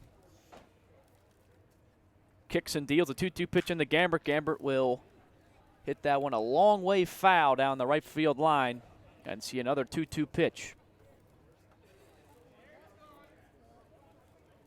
It's 11 runs on 12 hits and an error for the Copperheads, 5 runs on 10 hits, and 2 errors for the Monarchs. The 2-2 pitch from Doyle into Gambert. Breaking ball stays up high. They'll run the count full, 3-2.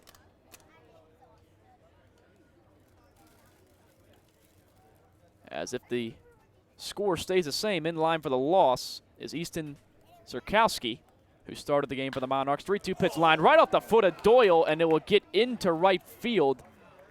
So it'll be a base hit for Chris Gambert. Doyle unable to get out of the way as it goes right off the top of his foot. He appears to be okay. Teammates and coach will check on him. But second hit on the day for Gambert, he reaches with an infield single. As Doyle appears like he'll stay in the game, doesn't look like he's in any pain or anything, as he'll shake that one off. Sebastian Fabic now due up for the Copperheads. Fabic 2 for 4 on the day with a couple of RBIs.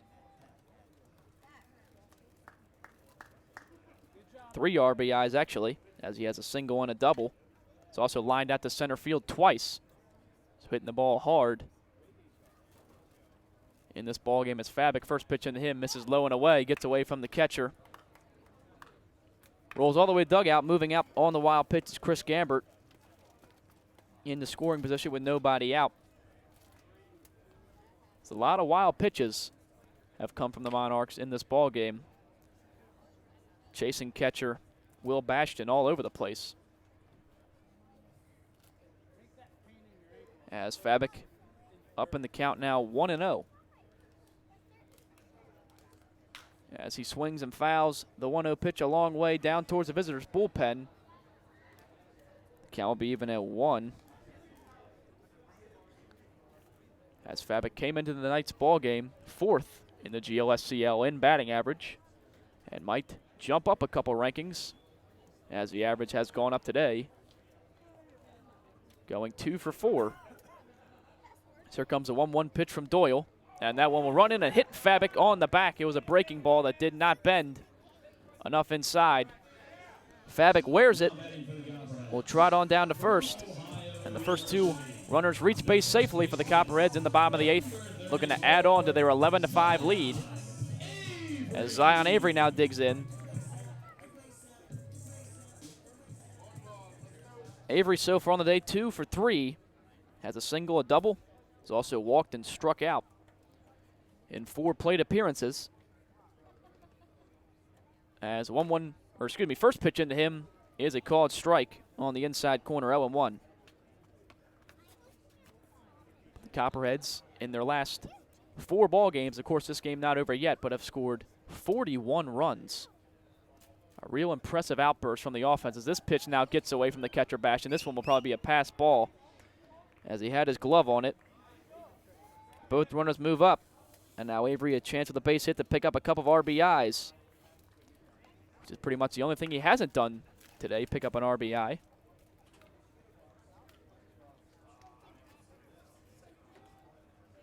As Doyle will get a new ball and walk it back to the mound, toe the rubber. Avery digging back in the box. As it will be a 1-1 count to Zion Avery. Nobody down, runners on second and third in the bottom of the 8th. Copperheads lead it 11-5. The first of 2 games between these 2 teams for this weekend series. 1-1 pitch inside and low to Avery, 2-1. As it is all interdivision play for the Copperheads this week.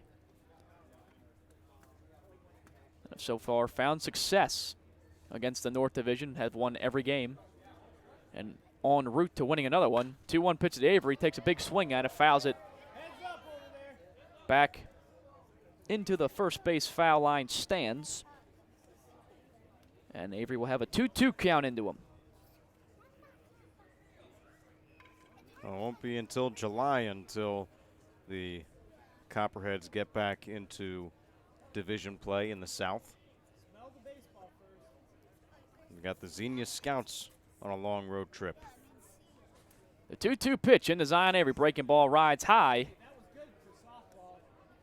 And the count will run full now to Zion Avery. First base is open. Runners on second and third. Nobody out. But a real close affair in the first couple innings. As full count pitch into Avery is lined out to left field. Left fielder has a beat on it, but it will drop in front of him. He dives, cannot make the play. Coming to score is Gambert. Now Fabic being waved in from second. Pulling into second is Zion Avery. It will be a 2 RBI double. As Bourbon looked like he had it lined up, but at the last second tried to make a diving play, unable to come up with it. And it will cost him in the end. 2 more runs come in for the Copperheads. And it's a 13-5 lead in the bottom of the 8th. Again, line drive hitting from Zion Avery. Hit the ball so hard. Went down quick, down into left fields. Misjudged by the new left fielder, Charlie Bourbon. Thought he had a read on it, and it went right past his glove. Now Glasser will get a chance to pick up a base knock, as he's one of 2 Copperheads who do not have one in this ball game. First pitch into him was called strike, 0-1. As now the 0-1 pitch misses low, blocked by the catcher. And he'll fire it back in, 1-1 count. So Avery, his first 2 RBIs in the ball game tonight. That was his second extra base hit. Now has 4 extra base hits in the last 3 ball games.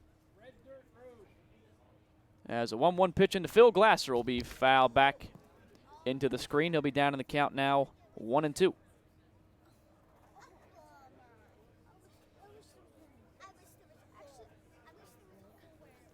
The Copperheads were trailing at one point in this ball game. At the top of the 4th, they were trailing 4-2. They then even it up. They were then trailing 5-4 in the 5th inning before scoring 6 runs in the bottom of the 5th. They haven't trailed since. As that ball's lofted out in the left center field, Bourbon will be able to make this play in the air as he makes a 2-handed catch to retire Phil Glasser for the first out in the bottom of the 8th. Glasser just getting under it a bit. Stayed on top, would have been a nice line drive. So now Daniel Cruz will dig in. Cruz 2 for 3 on the day with 3 RBIs, a double, a single. He's also walked and struck out. As has another RBI opportunity here with Zion Avery leading off second. Swings at the first pitch. And comes up empty, 0-1. As Gavin Doyle, the 4th pitcher to come in, as he started the game at third base. As the 0-1 pitch breaking ball fouled away by Daniel Cruz down the right field foul line, and he's quickly down 0-2. Cruz just trying to get his timing down against Doyle. Swung and missed on the first offering, and then was a little late on the curveball. So Doyle trying to keep any more runs from coming in. Checks Zion Avery at second base. The 0-2 pitch into Daniel Cruz is fouled up over the press box. And Cruz earns himself another pitch in the AB with an 0-2 count.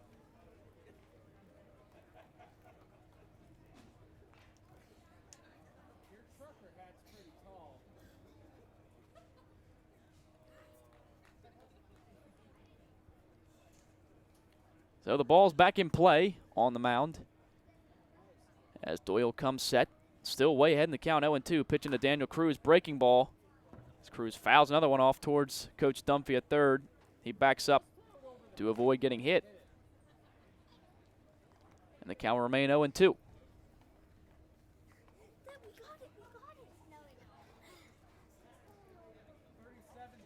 Zion Avery leads off second as he just had the 2 RBI double to score the 12th and 13th runs for the Copperheads in this ballgame as they lead 13-5 as Daniel Cruz now lines one into shallow right field, and that ball will fall in for a base hit.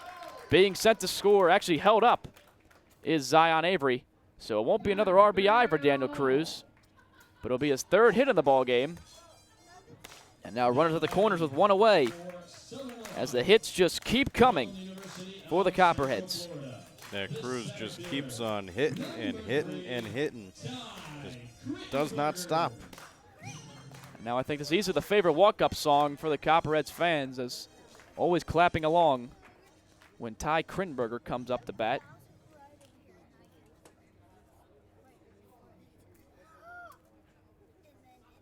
As Krinberger, first pitch he sees from Doyle will be a called strike on the outside corner, 0-1.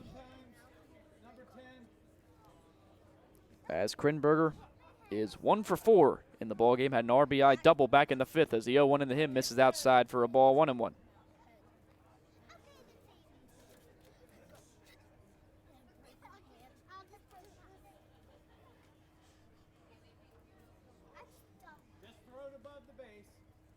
As the 1-1 pitch is swung on and fouled down the right field line, hooking towards the visiting bullpen. And Krinberger now down in the count, 1-2. 1 out, runners on first and third in the bottom of the 8th. Copperheads holding on to a 13-5 lead in the game they've led since the 5th inning, as the offense has now put up double digits in 3 consecutive ball games. As 1-2 pitch is swung on, breaking ball fouled by Ty Krinberger down towards the dugout. Count will remain 1-2. Well, it's been an unbelievable tear for the Copperheads. 7 runs against the Mariners, 13 and 10 against the Clippers. They just continue to put up runs on the board. Now 13 more in tonight's ball game. As a 1-2 pitch into Krittenberger, swung on a miss, checked down to first, try to get Cruz, not in time, so Krittenberger strikes out. 2 away now in the inning. First strikeout for Doyle on his outing. And now the left fielder out of IU Kokomo, Jared Hurd, will dig in as he has his first 3-hit ball game on the season, 3 for 4. Also has 2 RBIs. Has another chance to add on to that total as we're approaching up towards 3 hours of game time. Copperheads looking to close this one out. Pitch into Jared Hurd, misses low in the dirt for a ball, 1-0.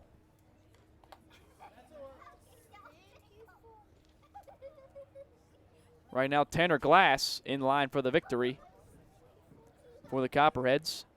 And Easton Sikorsky is on the hook for the loss if the outcome remains the same. 1-0 pitch called strike to Jared Hurd, 1-1.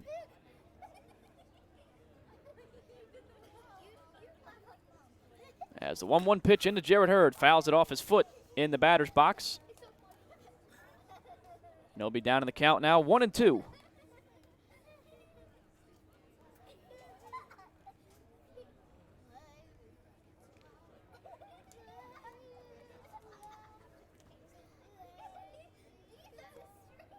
As the Monarchs looking to get out of this inning without allowing any more runs to score. They already trail by 8. The 1-2 pitch with 2 away into Jared Hurd. Breaking ball bends over the outside corner for a strike. Hurd takes it. So after allowing a couple runs, back-to-back strikeouts for the pitcher Doyle to get out of the inning as we head into the top of the 9th. Copperheads just 3 outs away from their 4th consecutive victory and getting back to 8-8 on the season. When we return on the Copperheads Media Network, presented by Ohio Health. Ambassador Laundry, your locally owned and operated laundry and dry cleaning business, is a proud sponsor of the Copperheads. Stop by 15 West Stimson for all your laundry and dry cleaning needs. It's a grand slam when you shop locally. Look for the Athens Area of Commerce logo and be sure to support the business that support the Athens Sandlot, our very own Copperheads, and our community. Love Athens. Keep it local, because together we make a difference. The fun is just beginning in Athens, Ohio. Outdoor concerts and festivals, rails and trails, a 30-mile meal, and the funky vibe of Uptown Athens and Court Street, Ohio's most eccentric half-mile. The best road trip starts at AthensOhio.com, the region's most comprehensive site for maps, shopping and dining directories, and events calendar. Visit AthensOhio.com and start planning your next adventure. Classic brands Budweiser and Yuengling are proud supporters of Copperheads baseball. Please drink responsibly and always use a designated driver. Responsibility matters. Donato's is the exclusive pizza provider of the Southern Ohio Copperheads. With toppings loaded from edge to edge, Donato's Pizza will be sure to satisfy your hunger. Located at 688 East State Street in Athens, make Donato's your pizza of choice today. Order by calling 740-592-5049 or order online at donatos.com. The Southern Ohio Copperheads would like to show our support for Echoing Hills. Echoing Hills provides individuals a place to call home in a comfortable and safe environment where they can achieve their dreams surrounded by supportive friends and staff. For more information, contact them at 740-594-3541. Follow Green more time. One of the nation's leading integrated marketing and communication firms, prides itself on hiring the best and brightest graduates from across the country each year. In fact, the company is home to many Ohio University alumni. For more details on internship, I'm Sebastian Fabic from Cincinnati, Ohio, and you're listening to the Copperheads Media Network. Close the book on Tanner Glass. He goes 4 2/3 in relief, allowing 3 hits, 1 run. It was earned. 1 walk, 5 strikeouts, facing 18 batters in line for the victory. If Colin Sells can finish it off with 3 more outs here in the 9th inning, as Sells making his 7th appearance on the year with a 2.52 ERA, an unfortunate 0-3 record. But 8 1/3 innings pitched, 9 strikeouts, 6 walks, 9 hits. As the first pitch he deals in the 9th inning misses up high to Gavin Doyle, 1-0. As in his last outing on June 18th, Sells won an inning, allowing 1 hit, 1 strikeout, no runs scored. As that pitch misses outside, 2-0 now to Gavin Doyle. As Sells from Ohio University, 6'4", righty, 200 pounds. As a 2-0 pitch into Doyle will miss inside for a ball. And Sells down 3-0 to the first batter he faces.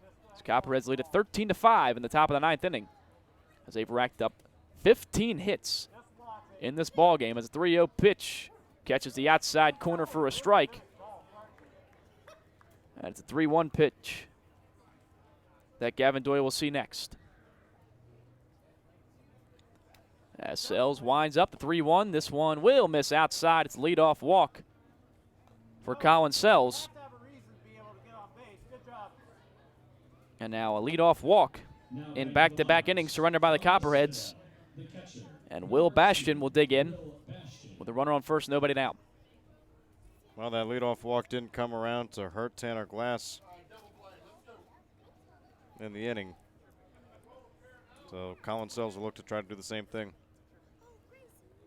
So pitch into Will Bastian. That one will miss outside for a ball, 1-0. And it seems like Sells is trying to work the outside corner. And with the 8-run lead here, needs to, he's got a little leeway here to try to work his own pitching.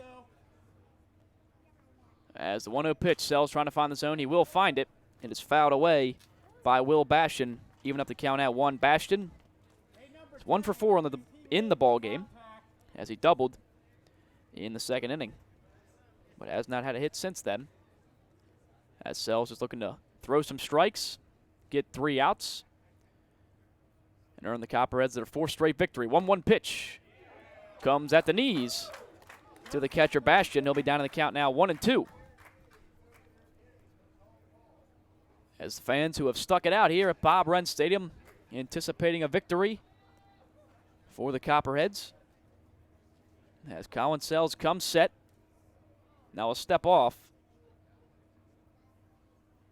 Getting a new sign from the catcher Chris Gambert.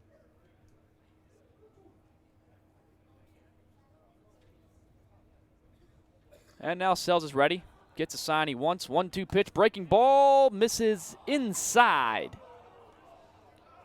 To Bastian, even up the count at 2. Fans in the stands thought they had strike 3. But Dorsey Hager didn't think so. 2-2 count.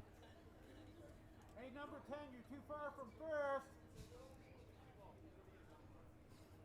But the 2-2 pitch is now fouled towards third baseline. Zach Iverson raging over, looking for some room, but he runs out. It carries over the wall, down on the hill out there in foul ground. And it'll be another pitch for Will Bastian. Nice at-bat being worked here by Will Bastian, trying to pick up his 2nd hit of the day. Just trying to work Colin Sells and try to get something done for the Monarchs. As it would be back-to-back victories for the Monarchs, or back-to-back losses, I should say. If they lose this ball game, 2-2 pitch gets away from Sells, bounces away from Chris Gambert, gets all the way to the backstop. Moving up to second is Gavin Doyle on the wild pitch, and the count will run full now. Good job, number 10. You made it to second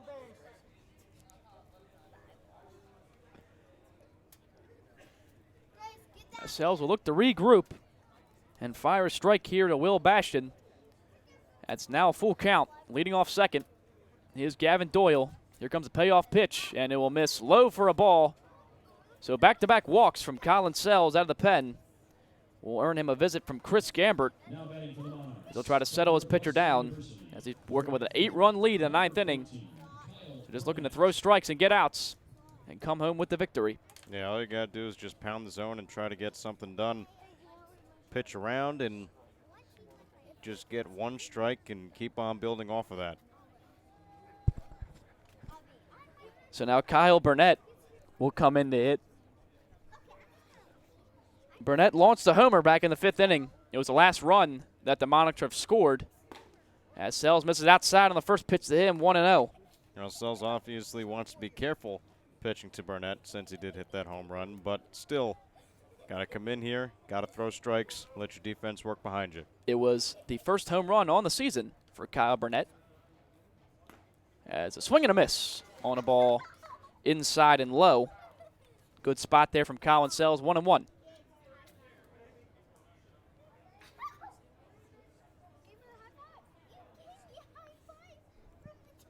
As Sells comes set, here comes a 1-1 pitch. It will catch the zone at the knees for a strike.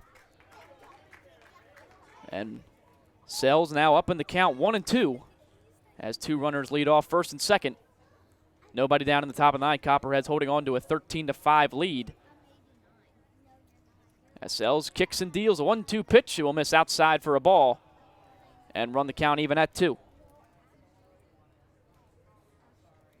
As Sells hadn't issued a walk since June 14th on the season, but now 2 given up here in the top of this ninth inning. As here comes a 2-2 pitch, swung on a miss, strike 3. So Sells finally gets an out here in the inning, first strikeout, 10th strikeout on the season for him, and now 1 away for Charlie Bourbon. I just got to do that 2 more times to the batters and put the Copperheads home happy. So now Charlie Bourbon, who was 0 for 4 on the day, hitless, as he struck out a pair of times, ground out and lined out. As first pitch into him, little off-speed pitch taken just inside for a ball, 1-0.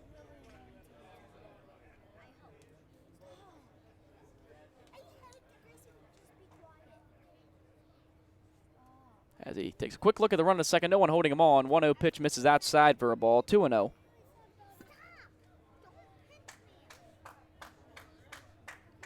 As the Monarchs, with a loss, would drop to 6-9 on the season. Copperheads with a win would move up to 500 at 8-8. As they're just 2 outs away. The 2-0 pitch from Colin Sells will catch the outside corner for a strike, 2-1.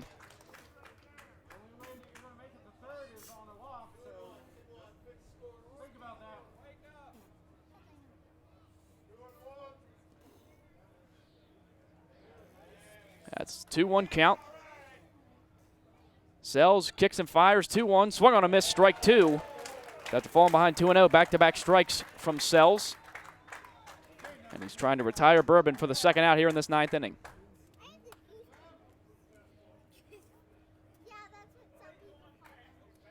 Sells comes set, looking for his second straight strikeout.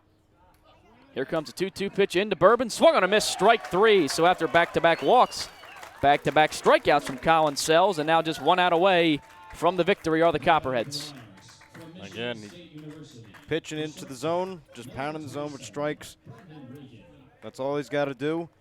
His fastball is electric enough to where that he's going to get these swing and misses. Strikeouts 10 and 11 for Sells on the season. Now it's all down to Brendan Regan, the 9-hitter. First pitch into him, misses outside, gets away from the catcher Gambert. Runners will move up to second and third with 2 outs now, as both of them reach via the walk. 1-0 count to Brendan Regan. As Regan is 1 for 2 in the ballgame, has a couple of walks, had an RBI single back in the 4th. It's also reached on an error. As a 1-0 pitch in him again, misses outside as Gambert this time able to slide out there and haul it in to keep it from going to the backstop. 2-0 count. And when Colin Sells is missing, he's missing outside and near the left-hand batter's batting box. So he's got to dial it in, try to get a little bit more to our left. 2-0 gasses Regan on that pitch. Way late on the fastball, 2-1.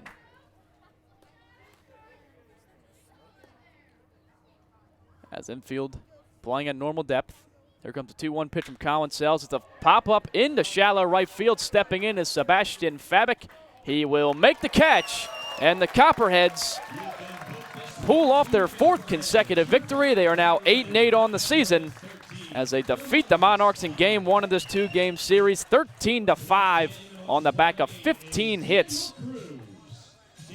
As just hearing the announcement, player of the game, Daniel Cruz in this one. First time he wins the award on the season. Copperheads back to 500 at 8-8. Well, it was about time for Daniel Cruz to win the Dan Inman Player of the Game award. He was electric tonight. 3 hits, 3 RBIs, puts his batting average inching closer and closer to 400. He's at 371 right now. And anytime you're north of 300, that's pretty good. So Daniel Cruz has been playing pretty good baseball all year long. He's been showing the glove out in the fields. Copperheads have been doing the little things right, and that's why they have a 4-game winning streak right now. So they get back to 500 after falling to 4-8 on the first 12 games of the season. They regroup this week, and we'll head into tomorrow looking for back-to-back series sweeps of the Clippers and the Monarchs as they stay undefeated in interdivision play and continue this win streak, as we'll be right back here tomorrow at 5:30 at Bob Wren Stadium for the final game of the homestand. Tanner Glass, your winning pitcher, and Sikorsky, the losing pitcher for the Monarchs, as we'll have Coach Austin Dunphy and hopefully player of the game Daniel Cruz in the postgame. But for Connor Mills, I'm Joey Medor signing off this broadcast. We'll see you in the postgame.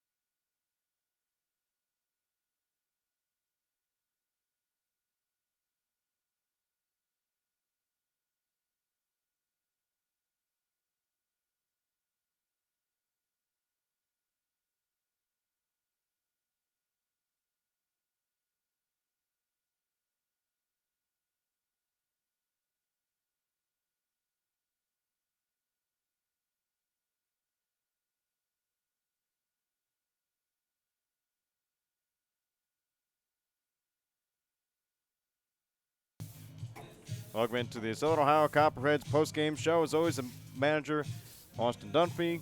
Coach, you're back to 500. What has been the number one thing that you've been preaching to these guys as you've inched closer to this milestone? Going into the week, gave those guys a little boost of confidence.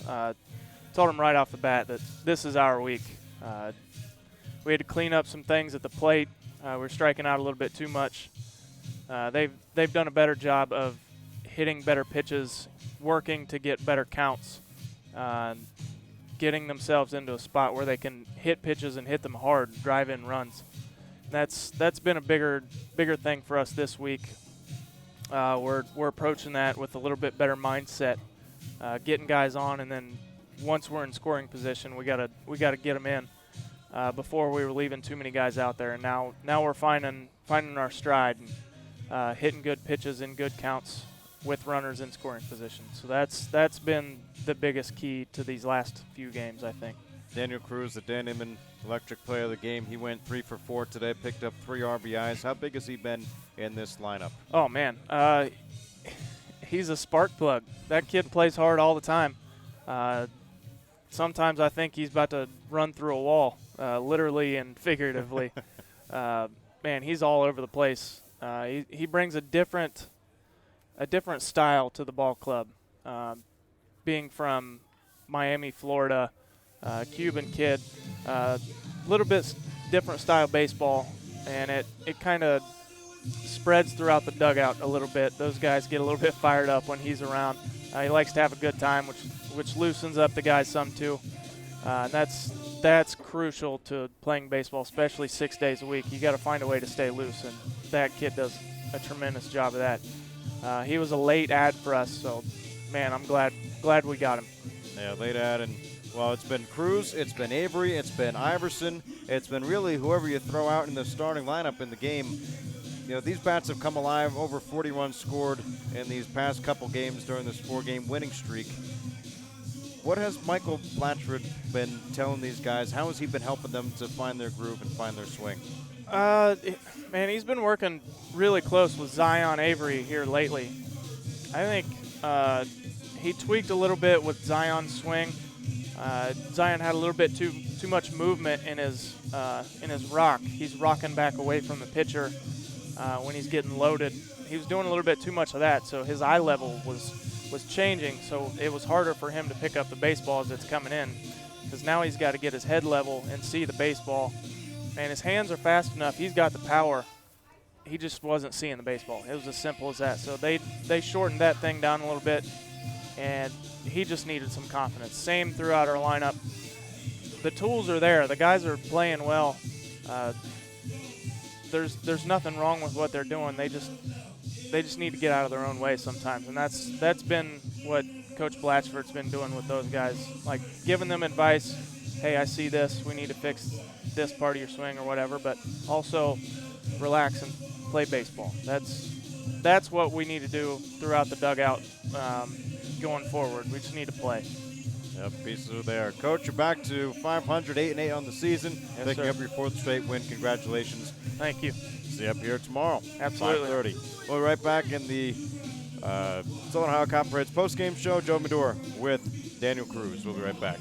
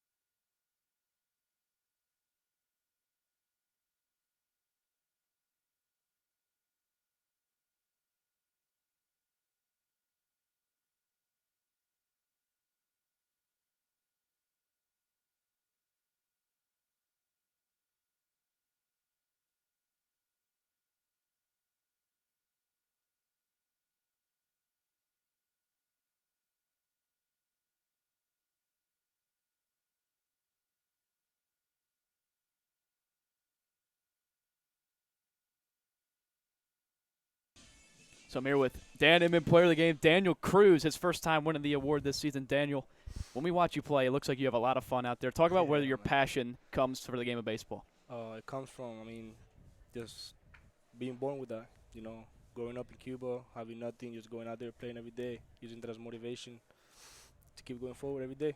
So you go to Marshall, and OU is your rival school, I've heard, but how do you like playing at Bob Wren Stadium every night? I love it.